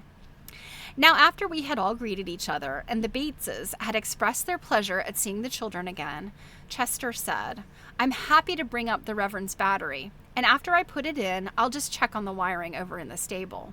That will give Ma time to visit. Ma's a great one for visiting. The Bateses exchanged glances of love and mutual admiration. Ma never gets tired, Chester went on. She works all day, and at night, she makes me take her visiting to tire her out so she can sleep. Chester chuckled. Mrs. Bates chirped delightedly and hopped into the rocking chair Father placed for her. She's as substantial as a grasshopper, you know. Braun and the children followed Chester to the stable. He was a great favorite with all of them. Mrs. Bates rocked vigorously while she enumerated for Father and me all the potholders, aprons, and bibs she had sewed, the dishcloths, potholders, the dishcloths, washcloths, and needle cases she had tatted, and the baby bonnets, sweaters, and booties she had knit for the July 4th bazaar. I know you are tireless, I exclaimed, but I don't see how even you, Mrs. Bates, can do all that fancy work and still keep house for Cousin Harriet. Mrs. Bates edged forward on her chair. I'd go crazy without my fancy work. There's not enough for me to do over there. She nodded in the general direction of Cousin Harriet's cottage. To keep one able-bodied woman busy, let alone two. I told her right out. I said, you don't need me more than once a week. She said, I'm not like someone to be in the house when I'm not, on account of Miss Mary. Money's no object with her, and strictly between you and me and the bedpost. Mrs. Bates cupped her hand around her mouth and leaned even farther out of her chair. That Mary is a handful, and sassy, too. The things she says to her grandma. I'd take her right over my knee. The screen door swung open, slammed shut, and Mary herself stood before us. She was swathed in black satin pajamas, skin tight except below the knees, where the legs flared out into bell-bottoms, and below the elbows, where the sleeves also flared and hung in folds around Mary's wrists. Oh my God. In an orgy scene from one of the new movie spectaculars, like The Sheik or Ben-Hur, Mary might have passed as one of the crowd. On our side porch in Sewell, she was literally stunning. Mrs. Bates fell right out of her chair and had to climb back in. I was speechless. Father recovered first. You must have lost your way, my dear young lady, he said, rising politely. The costume party is not here. Mary gave a shriek of laughter and smothered in one of her sleeves. He's a scream, she whispered aside. He doesn't know who I am. Mercy, gasped Mrs. Bates, back in her chair and rocking and fanning herself as if she needed all the air there was, and then some. Has your grandmother seen you? Of course not. Mary turned impatiently to me. I'm looking for Braun. I went to the cove, but he wasn't there. I thought maybe he was here. I was about to reply that she could find him in the stable when I heard footsteps outside. The screen door swung open again, and in marched Cousin Harriet. Good evening, Wilfred and Edith, she trumpeted. You will be happy to know that I have brought my tenants, the Munsons, to meet you. With a sweep of her arm, she waved in the Munsons, who hesitated at the door. With her arm raised, Cousin Harriet looked like a ringmaster introducing the next act. Her eye fell on Mary, and she froze in that theatrical attitude. Mary realized she was caught. "Oops," she cried, rolling her eyes and shaking all over in a parody of fear. Cousin Harriet unfroze slowly. "What," she demanded, "are you doing in that rig?" Mary gave a defiant toss of her head. "I'm looking for bronze zebra, if you must know." "Bronze zebra?" repeated Cousin Harriet in a tone of mingled distaste and disbelief, as if she were saying Al Capone or the Kaiser. "Any objections?" demanded Mary, still pert. Cousin Harriet's cold old eyes traveled up Mary and down again. "Go home at once and take off that ridiculous costume and go to bed." "It's not a costume, it's lounging pajamas. They're haute couture. In Hollywood, everyone wears them, and I think they're the cat's meow." The cat's meow at the bee's knees. Cousin Harriet made no reply, but went on looking Mary up and down. Mary faltered. "They're just lounging pajamas. I bought them this afternoon after the show, while I was waiting for Miss Munson to pick me up." She appealed to Mrs. Munson. "Remember, I told you." Mrs. Munson stepped forward. She was an attractive, competent-looking woman, still quite young. She shook her head at Mary, but her eyes were kindly. "You didn't tell me what they were like or show them to me. If you had, I would have advised you to take them back." "You mean you don't like them?" "Not on you," said Mrs. Munson. "They're not becoming." Oh, gee. Mary seemed to shrink back into a little girl, and Father realized who she was. "Poor little Mary," he said. "You must be cold in that funny black cat costume." "Edith, fetch her a sweater." Mrs. Munson smiled at Mary. "Everybody makes mistakes in clothes. If you go home now and take them off, we can change them for something more becoming tomorrow." "Oh, gee, well." Mary started away, turned, and whispered earnestly in Mrs. Munson's ear. Mrs. Munson shook her head and gave Mary a gentle shove toward the door. "Okay," said Mary, "if that's what you think, I'll go home. But," she tossed her head at her grandmother, "I won't go to bed." She ran off into the night. "I hope she's fetching a sweater," said Father. "The nights here are damp." Her black cat costume. For almost a minute, Cousin Harriet glared at all of us, one by one, too affronted to speak. When her glare rested on Mrs. Bates, the lady glared back. "A good spanking is what she needs," declared Mrs. Bates, with a jerk of her whole diminutive frame. "If you can't do it yourself, I'll ask Chester to give it to her. She's spoiled rotten." Okay, that would be very inappropriate. Chester, the housekeeper's son, spanking your grandchild. "When I need your advice, Mrs. Bates," Cousin Harriet's formidable bosom swelled, "I'll ask for it." "Please, dear Harriet," said Father, "introduce us to your charming young friends. I'm afraid I did not catch their names." Father, as I have said before, cannot say boo to a sheep. Neither can he hear others quarrel. His instinctive gentleness and good breeding, his courtly manner, his beautiful voice, quieted both ladies as I believe nothing else could have. Mrs. Bates retired to her rocker. Cousin Harriet's bosom deflated, and she made the proper introductions. Father and I found chairs for our new guests, and Cousin Harriet proceeded to tell Father how she proposed to use the Munsons and their products at the church bazaar. Mrs. Munson was to have a booth at which she would sell Dagmar cosmetics, and the difference between the retail and wholesale prices would go to the church. Furthermore, for $1, Mrs. Munson would make people up, showing them how to use Dagmar to the best advantage. All the dollars she earned in this way were to go to the church. Cousin Harriet herself would decorate the booth and help with the selling. While Cousin Harriet blared on and on to Father, Mr. Munson engaged Mrs. Bates in conversation, and Mrs. Munson spoke to me. "I think the booth will be successful. Women are interested to learn that makeup needn't be cheap and conspicuous. Properly used, it is both inconspicuous and becoming. Mary, for instance, has learned to use makeup cleverly." Mrs. Munson smiled.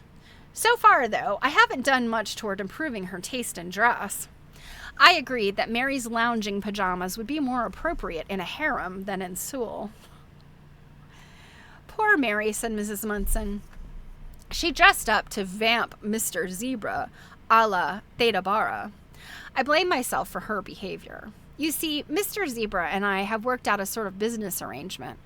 I tell the people I meet, and I meet a lot in my business, about his sightseeing and fishing trips. And after each trip, he passes out samples of Dagmar sunburn cream. It may seem silly to you, but people like to get the samples. And when you're starting a business, every little bit helps. It's been a good arrangement, profitable to both of us. When Mr. Zebra is in his boat, moored off the town wharf, or here at the cove, I've used Mary as a messenger. I can't swim myself, and I'm afraid to row. I have to send someone out, and Mary loves to do it. The exercise has been good for her, and I never dreamed she would get a crush on Mr. Zebra.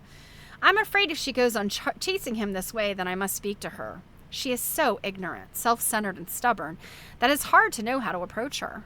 Sometimes she makes me quite angry, but I try not to show it. After all, she's only a child, Mrs. Munson sighed. Well, she went on, I don't mean to discuss poor Mary. I did want to say that my husband and I hope from now on to be able to attend church regularly. Actually, it was I, not Mrs. Cornish, who suggested selling cosmetics at the bazaar. I want to do something to help. I said that most of the people who came to Sewell for the summer weren't interested in our church affairs, and that we were especially grateful and happy when one of them did show some interest. Mrs. Munson said that both she and her husband came from small Indiana towns where all social life centered around the church. She herself was a minister's daughter, one of 12 children. Her parents had been strict, poor, and bigoted. Her childhood, as she remembered it, was a struggle against poverty and sin, waged under the constant threat of hellfire. The church had been her refuge and her only source of happiness. The little cramped building had seemed a palace to her. The wheeze of the organ had been heavenly music to her ears. The church fairs, socials, and picnics had provided the only fun she knew about. She sat quietly for a moment, looking at Father, who was still being courteously attentive to Cousin Harriet, and she sighed. If my own father had been a gentle man like Reverend Fonts, she said, and if my home had had a little of the dignity of the haven, I would never have left it. When I was 18, I ran away. I went to New York. I've been lucky, far luckier than I deserved. I didn't regret that I left home, but sometimes I'm homesick. My husband and I both dream of settling down in a small town. I felt from the way Mrs. Munson spoke that she was neither trying to butter me up nor looking for compliments. I liked her honesty and sincerity, and I offered to show her the house. We had risen and were about to go in when Chester, Braun, and the children came back from the stable, and simultaneously a car drew up and stopped behind Chester's on the drive. A man in a white uniform stepped out and strode toward the porch. I did not recognize him, and assuming he had lost his way, excused myself to go out and give him directions. He halted in front of me, clicked his heels, and bowed. I hope you are well, Miss Fonts, and that Reverend Mr. Fonts is well, and that I am not intruding on a festive gathering. No, I said, not at all. Some neighbors have dropped in. I remembered him now, but I couldn't for the life of me think of his name. I'm glad of that, he bowed again. I have had it in my conscience ever since I was here over a month ago that I alarmed the Reverend Fonts when I spoke of how we of the Coast Guard planned to wipe out rum running here in Sewell. I had wanted to come again to reassure him, to set his fears at rest. Furthermore, he gave me a significant look and a smile. Jack Dawson isn't a man to forget a beautiful girl like you, Miss Fonts. No siree. Okay. All the men in here are a little creepy, a little bit of a creeper. I was so relieved to have learned his name so easily that I must have asked him to come in with more enthusiasm than I felt. Edith, he said, I hope you don't mind if I call you that. I've been thinking about you a lot. Believe you me, I have. I guess maybe you were disappointed when I didn't come around again right away. What? Maybe you thought I'd forgotten you. I hadn't. No siree. The truth is, I'm up to my ears in work and responsibility. He leaned close to me and went on in a loud whisper. Things are going to be popping around here. You can bet your life they are. I just sneaked out to come and tell you. and of course the Reverend, about our plans so as not to alarm you. You're very kind, Lieutenant Dawson, I said. Father's on the porch. Ah, come on, said the lieutenant. Call me Jack. And he gave me a poke in the ribs. Very well, Jack, I said. Come in. He lingered and grinned. I can see you've got a lot of company tonight, so I won't stay long. But another night, if I can get off, I'll come up and take you for a spin in the staff car. It's a Stutz. Astutes?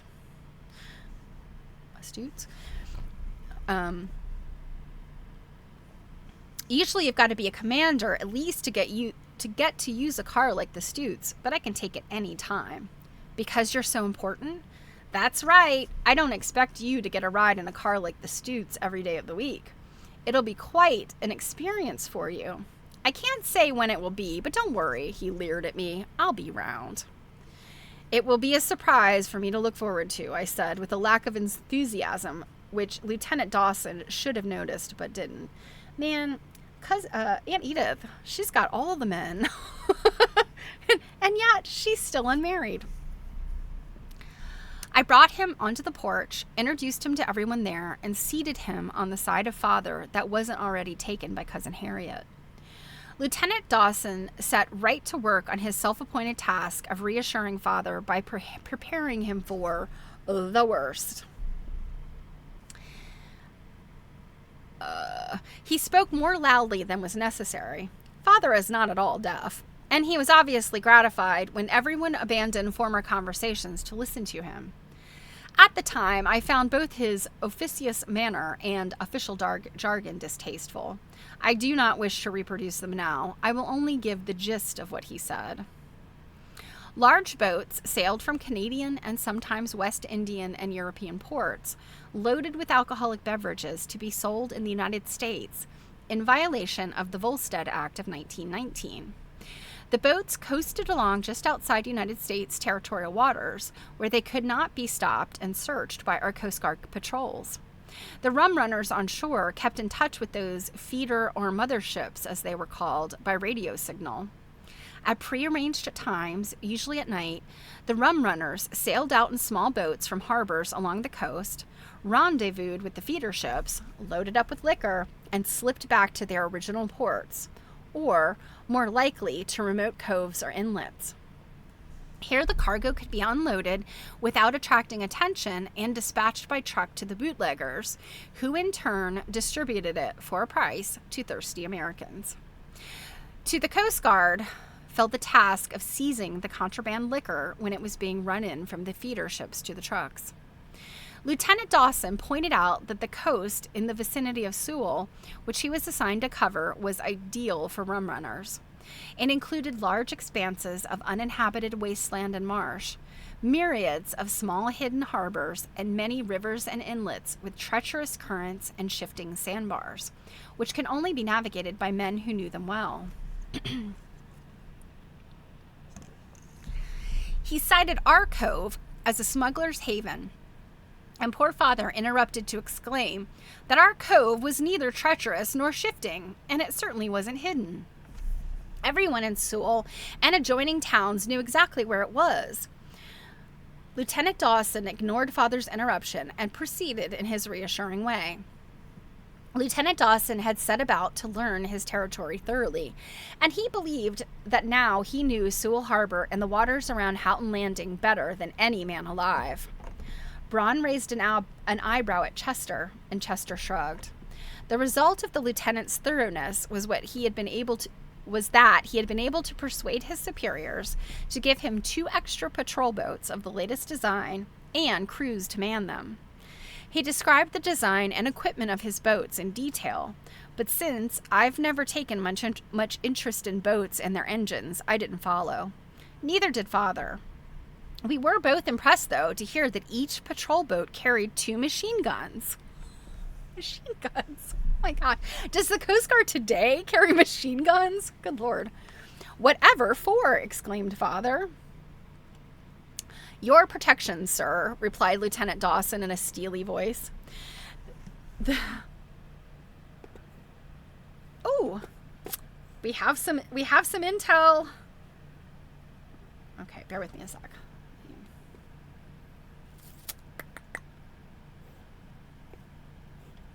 this back over here.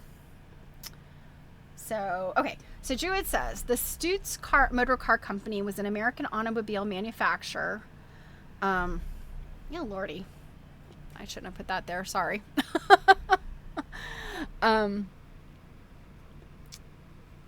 Let's see. Based in Indianapolis, Indiana, that produced high-end sports and luxury cars. The company was founded in 1911 as the Ideal Motor Car Company before merging with the Stutz Auto Parts Company in 1913. Due to the pressures of the Great Depression, the company went defunct in 1938. The Stutz Motor Car Company produced roughly 39,000 automobiles in their Indianapolis factory during their existence.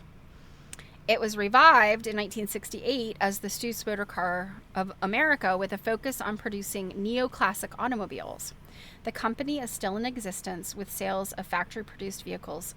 The sales of factory-produced vehicles ceased in 1995. Well, that's interesting. And what are they doing if they're not producing? I guess. Okay, so I'm guessing they're like these sort of specialty hand-built things. And they're not like factory kind of. Very interesting. Okay. So the machine guns are for protection. All right. The patrols under the lieutenant's command would, within a day's time, be covering their assigned area twice as often and twice as thoroughly as they had before the acquisition of the new boats. They had orders to fire on any vessel which, on being hailed, did not immediately heave to and come alongside for inspection. Okay, now I know that Mythbusters did all kinds of tests to figure out, like, you know, in the movies, like, you shoot at something and it explodes. Like, they did some experiments to see, like, could you shoot at the gas tank of a car and cause it to explode? Actually, yes, you can. It's not as easy, I guess, as it looks in the movies, but it's possible. That can ignite stuff. And I'm guessing, I don't know, is shooting at a vessel carrying lots and lots of alcohol, ethyl alcohol, also a good idea? I don't know. Maybe it wouldn't explode and into fire. I don't know. Lieutenant Dawson planned to skipper one of the new boats himself whenever his many other duties allowed, and he looked forward to some quick action and quick results. He rubbed his hands and swept us with a keen nautical eye. His nautical eye could not miss Chester looming near the door, and the sight of Chester reminded him to add a coda to his piece. The local police, under Chief Chester Bates, were cooperating with the Coast Guard. Extra men had been sworn into the police force to patrol the shores. These men were not in uniform, but were armed with rifles and had orders to shoot at any suspicious-looking boats, trucks, cars, wagons, or persons. I don't expect much shooting, muttered Chester. You are right, Chief Bates, said the lieutenant. It will be a very slippery rum runner who passes unscathed through the meshes of the net we have cast. Nevertheless, we expect you to stand by. Yes, sir, muttered Chester. You know, there is a unfortunate history in my family where during this time period, I have a family member who was a deputy, and he did shoot at some rum runners and killed one of them. And I'm kind of like, you know, this kind of goes back to, you know, some of the police situations we see today. Like, why are you shooting at people that are running away from you? Obviously because you want to capture them. But is shooting at them and potentially killing them an okay action for running? You know, shooting to kill when somebody's running away from you, I don't think running away from the police is a executionable offense. And so, but this was the mindset. I mean, it is still the mindset today. Shoot at somebody dangerous who's running away. You know, and people, they will argue that, and I don't want to get into that, but, yeah, this was definitely the mindset then, was like, rum running was so bad, and I mean, the mob was involved, et cetera, et cetera. So yeah, there was, I think some of the things we see in movies, of course, are way overblown, in those, you know, period movies, but also that kind of stuff did happen, to some degree, so. Okay. Cousin Harriet announced in her loudest voice that she was glad something was being done at last to enforce the law, and that she intended to buy a gun and shoot it at every suspicious person and every suspicious rustle of the shrubbery that came to her attention. Cousin Harriet is a person who should not own a gun. Father begged her to be careful. She might shoot Sunbeam, who constantly rustled about our hill on private business. Aw, Sunbeam. I heard Mr. Munson speak for the first time in a flat but not unpleasant Midwestern drawl. He had come to Sewell Harbor, he said, to relax after the stresses of business, and he had been thinking of buying a little boat and doing some fishing. He had hoped Mr. Zebra would advise him about the kind of boat to buy and teach him to run it. After listening to Lieutenant Dawson, though, he was afraid to go out in a boat, let alone buy one, for fear of getting lost, running aground, or worse of all, being taken for a rum runner and shot at. On land, he said, he wasn't much better off. He had always enjoyed exploring back roads in his car and walking along desolate stretches of shore, but now he was afraid to. He supposed, though, that if he sat on his porch and was careful not to make any noise which might alarm his neighbor, Mrs. Cornish, he would be reasonably safe. We all laughed. Even Cousin Harriet emitted one of her rare, resounding ha-has. Both the lieutenant and Braun went over to Mr. Munson. I heard them good-naturedly urging him to forget his fears, buy a boat, and fish.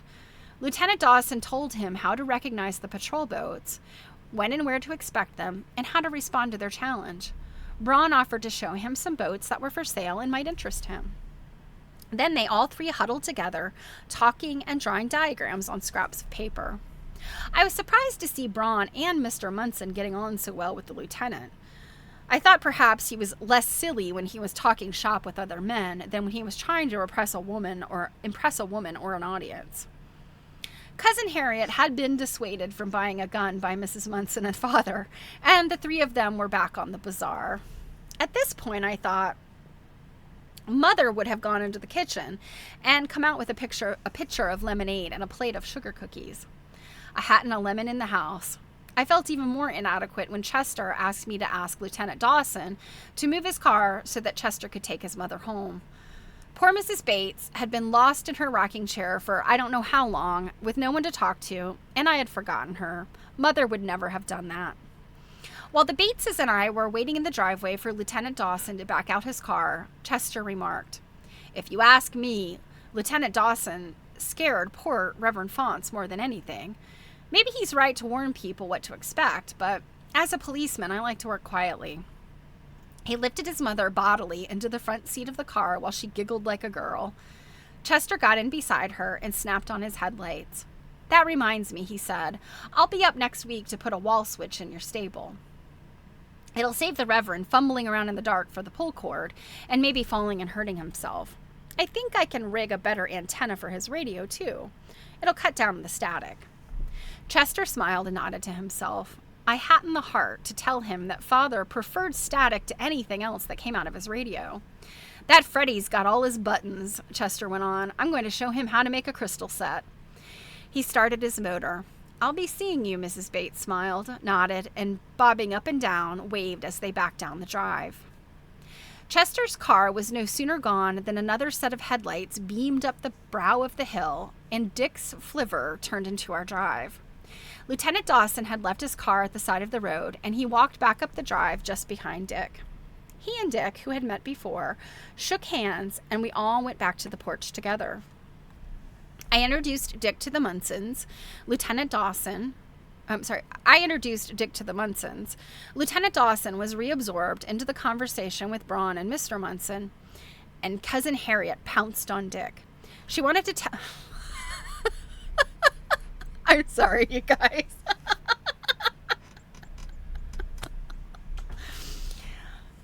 This is not an adult. This is not an adult live stream. Cousin Harriet pounced on Richard. She wanted to tell him about her rheumatism. Relieved of Cousin Harriet, Father first nodded, then dozed. Mrs. Munson signaled her husband that they should leave, but Mr. Munson, deep in conversation with Braun and the lieutenant, didn't see the signals. Cousin Harriet described her symptoms in full voice and detail. Suddenly, Dick jumped up. "Come to my office any weekday between 2 and 4, and I'll see what I can do," he said. Turning to Father, he wakened him with a gentle pat on the shoulder. He announced to the company in general that Mr. Faunce was tired, and that as his doctor he was ordering him to bed. Mr. Faunce would sleep better, he added, if the house was quiet. He didn't give Father a chance to make excuses or say good night, but led him off to bed. Mrs. Munson immediately collected Mr. Munson and Cousin Harriet and started them home. Braun and Lieutenant Dawson, still pursuing their conversation, left a few minutes later. I remembered the unfinished dishes and went into the kitchen to wash them. Dick came into the kitchen grinning. "I guess I got rid of them in short order. I don't see how you stand all that company hanging around half the night. I never get to see you. People ought to be more considerate, especially when you have the children here." "The children!" I almost dropped the plate I was washing. I had forgotten all about them. I ran upstairs. At the door to Freddie's room, I leaned against the frame to steady myself. My heart was pounding and my knees were shaking, so that I thought I might fall down. I turned the doorknob, shoved the door half open, and looked inside. Freddie lay fast asleep in his bed, nicely tucked in, with his quilt laid out ready to pull up if he felt cold. His window was open exactly 2 inches at the top, which was the way Mother believed windows should be at night. I tiptoed in, kissed his forehead, and tiptoed out. A light shone from under Jerusha's door. I tapped and waited till she called. "Come in." She was sitting up in bed reading the detective story I had brought for myself, along with the geometry books from the library. I have always liked detective stories, especially when I can't sleep at night. Jerusha gave me an inquiring, and I thought rather hostile stare. "I came to say good night," I said, "and to thank you for putting Freddie to bed. I'm afraid I forgot about you both." "That's all right," replied Jerusha. "The main reason I came here this summer was to look after Freddie when you didn't." I had wanted to tell Jerusha how, as I raced up the stairs, terrible visions had raced through my head. She and Freddie had gone for a moonlight swim and drowned. She and Freddie had gone for a moonlight sail and capsized or been machine gunned down by a Coast Guard patrol. I had wanted to sit on her bed and exclaim about my fright and maybe rest a little and chat a little before I went away. Jerusha's manner to me, however, didn't encourage intimacy. "Well, good night," I said. "Good night," said Jerusha. "I hope you don't mind my reading this. I found it under the geometry books in your bag." "No, of course not."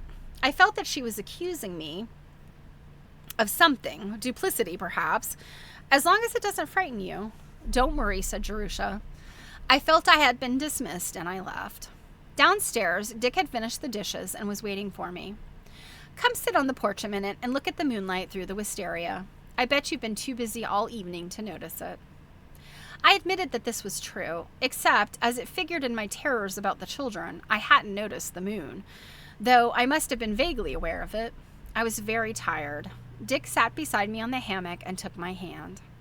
"Why don't you let me share your responsibilities, Edith? Why do you insist on going it alone?" I replied, as I had many times before, that I had been brought up and educated to be self-reliant and self-supporting, and that I felt I was equal to doing what I believed was my duty both to my family and to my profession. Dick pictured for my benefit, as he had many times before, the rosy married life he and I might lead together. Freed from household drudgery, we could afford help, I could take better care of Father, and I might teach or study if I liked, too. Dick had no old-fashioned notions about woman's place being in the home. He would have an office in Houghton as well as in Sewell, and inspired by me would become the best-known, most respected, and richest doctor in the area. We could, if I wished, restore the Haven to its original glory, and with Father, as long as he lived, and our children, we would live there happily ever after. Dick's ambitions meshed with my own, and I could only tell him again, as gently as possible, that though I liked and respected him, I didn't love him and couldn't marry him. I was too polite to say that I was terribly tired and wished he would go home. He finally left, glum, but still not convinced that I meant what I said. So isn't that nice? 1926. And he's saying, "No, we're not going to break up. Maybe you won't marry me, and maybe you don't love me, but I'm still here for the duration." Okay, this next section she titles, "I Do My Best." During the next 10 days, I was too busy with preparations for the church bazaar and supper to think about anything else. My official job was to recruit waitresses, but as my mother's daughter, and in a way a successor, I got all the jobs that had been shirked or forgotten or bungled by someone else. I remember how busy Mother had always been before a big church affair, but she enjoyed the people and the bustle more than I did. I am afraid I felt a little superior to the local women with their gossip, squabbles, hurt feelings, sulks, and tantrums. Mrs. Munson, unlike most of the others, managed both Cousin Harriet and her booth with good nature and efficiency. I was grateful to her. I couldn't have kept my patience with Cousin Harriet along with all the others who pestered me. I ended up being grateful to Jerusha, too. I had expected that she would want to go out with me every day and get acquainted with some of the girls in the parish who would be helping their mothers. Not so. She wanted to stay at the Haven, sail, and look after Father and Freddie. She washed up after breakfast, cooked lunch when I couldn't get home, and usually washed the lunch dishes, too. Her washings up were not very thorough, but I didn't criticize. I felt that for a girl of her age and in practical nature, she did very well. Dear Freddie, what a joy he was. When I came in the door, he always rushed at me, hugged me, and after preliminary, guess what, told me everything he had done during the day. Between them, he and Chester put the new electric switch in the barn, rigged a new aerial for Father's radio, and built a crystal set for Freddie. And by the way, I think she's talking about a crystal radio. I was glad to have Freddie work with Chester and learn from him. I was glad, too, that Freddie swam every afternoon with Braun and Jerusha. I felt then, and I still do, that children who spend their winters in unhealthy climates, like Chicago or London, need all the wholesome exercise and sun they can get during the summer. Unfortunately, once the crystal set was built, Freddie spent time listening to baseball scores and cheap comedians on the radio. He never looked into a book. I determined as soon as the bazaar was over to read to him and try to interest him in some good books. Isn't that funny? Today it would be the internet and gaming. In 1926, it was listening to the radio he built. Braun was as busy as I during the day, for the weather was unusually fine and the summer season was in full swing. Evenings, he was not so busy as he had been. The summer people had evidently found more exciting kinds of nightlife than moonlight sails and fishing trips. Braun came to supper every night, and he was more like his old, affectionate, enthusiastic self than he had been all summer. He made Father very happy by sitting and chatting with him after supper. He also encouraged Father to spend an unconscionable amount of money on fireworks to set off privately, as was our custom on the night of July 3rd. That's interesting. Fireworks the night before. Mother had initiated the custom long ago to give Father, who all his life has retained a small boy's passion for fireworks, a chance to set some off himself. At the public display, he was never allowed to help. He was considered too dignified and, I suspect, too impractical. Braun contributed money to our private fireworks too, and I didn't approve of that any more than I did of Father's extravagance. I held my tongue, though. I told myself that any amount spent to cheer up Father was well spent. Also, I didn't want to spoil the general peace or my reestablished friendship with Braun. He and I spent our evenings happily together reviewing my geometry, or, since Braun couldn't put it out of his mind, reviewing Jerusha's story of the quilt. He would bring the ugly thing down to the parlor to inspect it under the light. Then he would stare at it fixedly, or glance at it suddenly from the corner of his eye, or over his shoulder, or from other peculiar angles. I think he hoped some hidden figure would pop into view, like the rabbit or kitten that lurks in the foliage and picture puzzles for children. When Dick came, as he sometimes did after evening office hours, Braun bundled the quilt away, but stayed on himself and went out of his way to be pleasant to Dick. He seemed to be trying to make up for his former rudeness, and this made me happy. I hated their quarrels. Also, when Braun stayed with us, Dick didn't try to persuade me to marry him. Neither Chester nor Lieutenant Dawson put in an appearance. I suppose they were too busy patrolling. On the eve of the 4th, Father and Freddie were so excited about their fireworks that they could hardly eat supper. And after supper, of course, they could hardly wait for it to get dark enough to begin. I might have lost patience and scolded them both if Braun hadn't diverted us all by tuning in to some dance music on Father's radio. The music was so raucous it was hard to tell if it was from the static, but it had a catchy beat, and Braun had us dancing to get in practice for the big shindig, as he called it. On the 4th, he had already begged me, as if his life depended on it, to save 3 dances for him, and I had promised. The combined music and static inspired each of us in a different fashion. Father chose to waltz, Freddie did a solemn box step, Braun whirled and leaped like a Cossack and carried me with him. Jerusha pivoted wildly from one foot to the other, slapping her knees and jerking her head in what she said was the Charleston. As we cavorted about the parlor, I felt gayer than I had since before Mother died. Suddenly it was dark. Father and Freddie dashed out to start the fireworks. The first rocket misfired and headed for Cousin Harriet's cottage instead of the sky. She marched out to protest but stayed on to watch. I went myself to invite the Munsons and Mary over.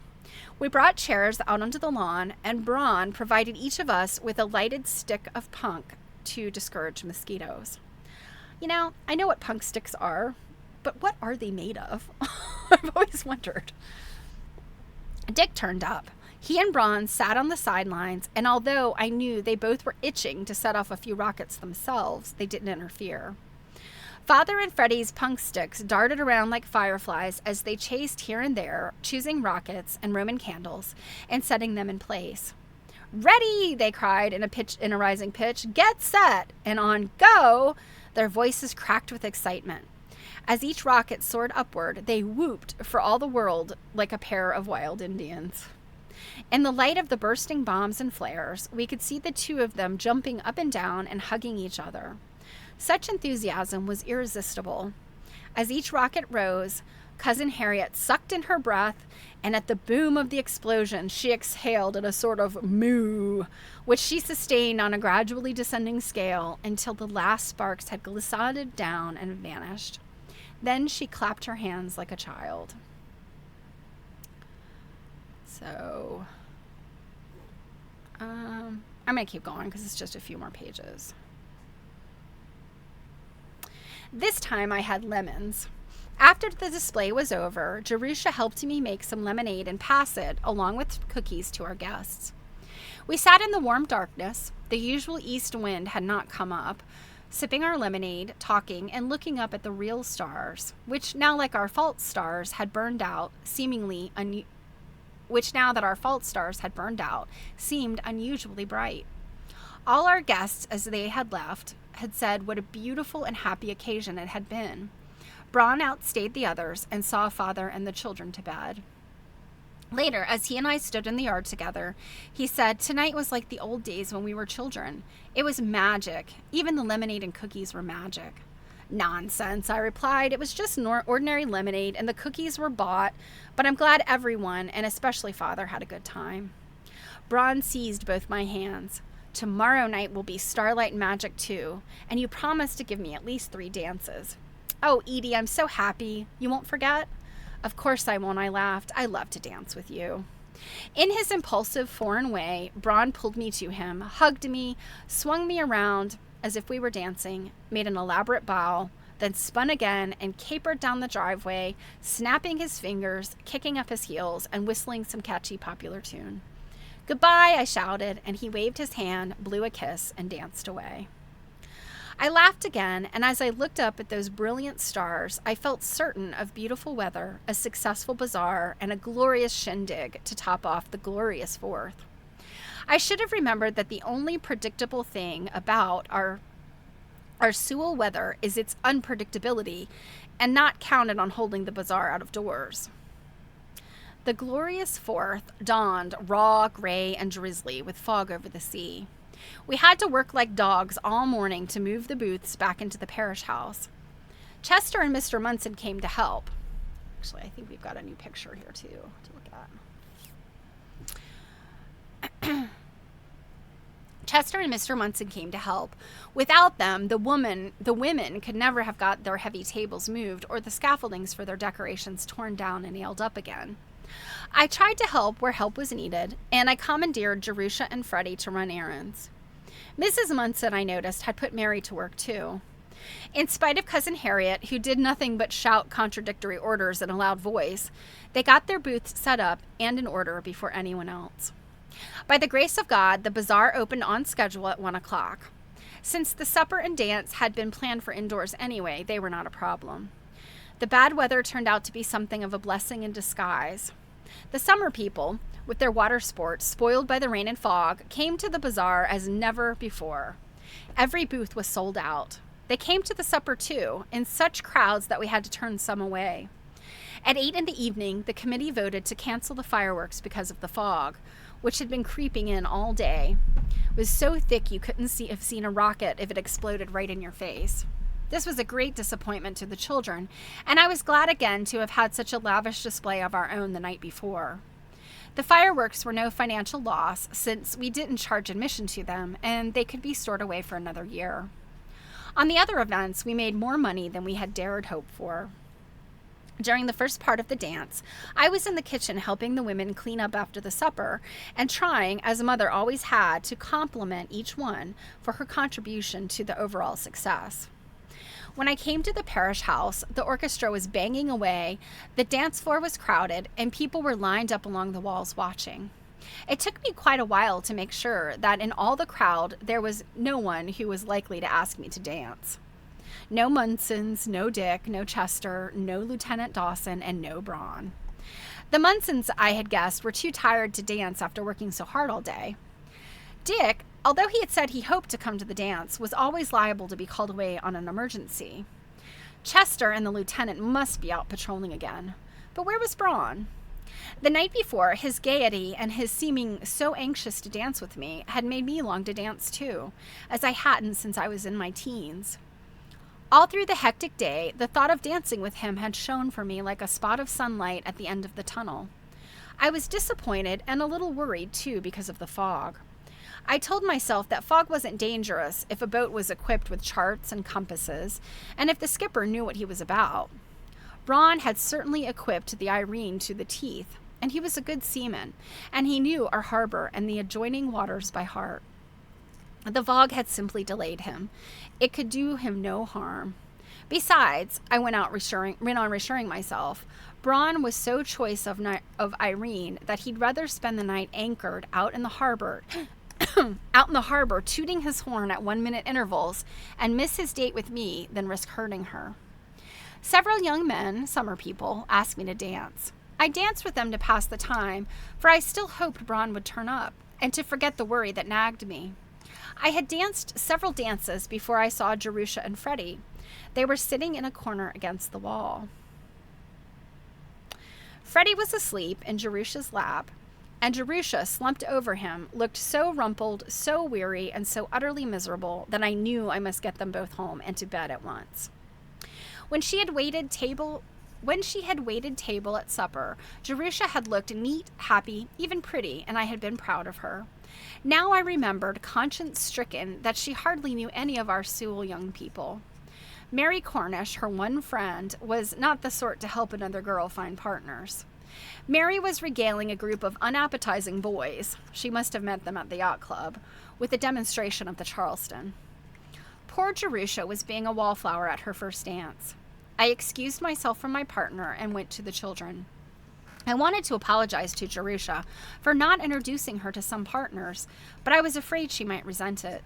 I suggested that I find Father and we all go home.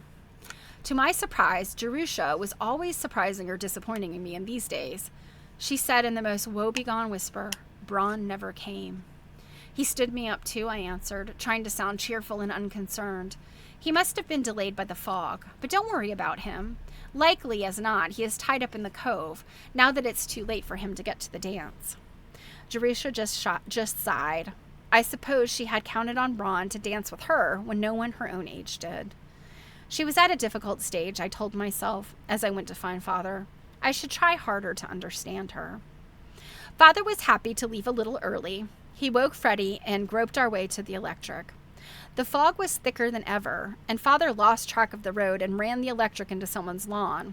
I took the tiller. Although I didn't drive much in those days, my eyes were sharper than his. I made Jerusha and Freddie lean out the windows and shout when they thought I was veering too close to either side of the road.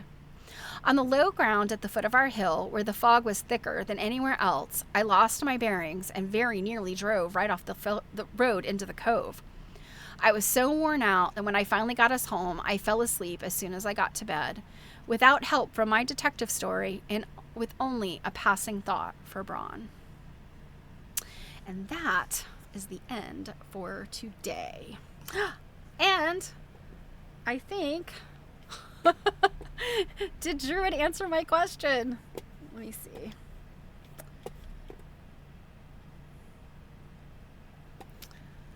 So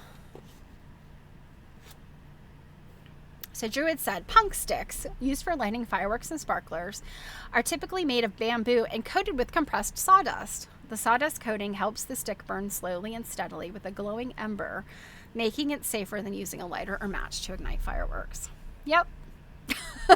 They always, like, if you buy a one of those big fireworks packages, I don't know if my people out there, if you live in a state that allows fireworks or not by private citizens, they always include a package of punk sticks, so you could keep those lit.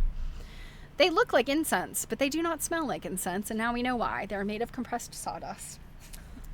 But I guess also the point, at some point, was that it kind of created smoke around you to keep mosquitoes away. So, well, we still don't know. We found the Crazy Quilt, but we still don't know what the deal with the Crazy Quilt is. It's ugly, that's for sure. All right, guys, I am going to end here, and on Monday we will dig into this next section on Jerusha. We will, unless I run across something that tickles my fancy more, I will choose one of the women out of this book to look at on Monday. And yeah, and just as a reminder, I'll get into the details next week, but I only have one more week before I'm going to be, one more week before I'm going to be heading, wait a minute, let me make sure. Yes, so I'll be here all next week, including, we have, Jill and I have a stitch and glitch at the end of, so a week from this coming Saturday, but then I'm going to be gone for 2 weeks, so, yeah. So absolutely have a wonderful weekend, you guys. I hope if you are in the areas of the world that are getting a lot of heat and hot, like me, that you stay cool. And no matter where you are, I hope you have a chance to relax and do some sewing and have just a nice weekend to yourself. So I will see you on the other side. So take care, guys. Mwah, mwah, mwah, mwah, mwah.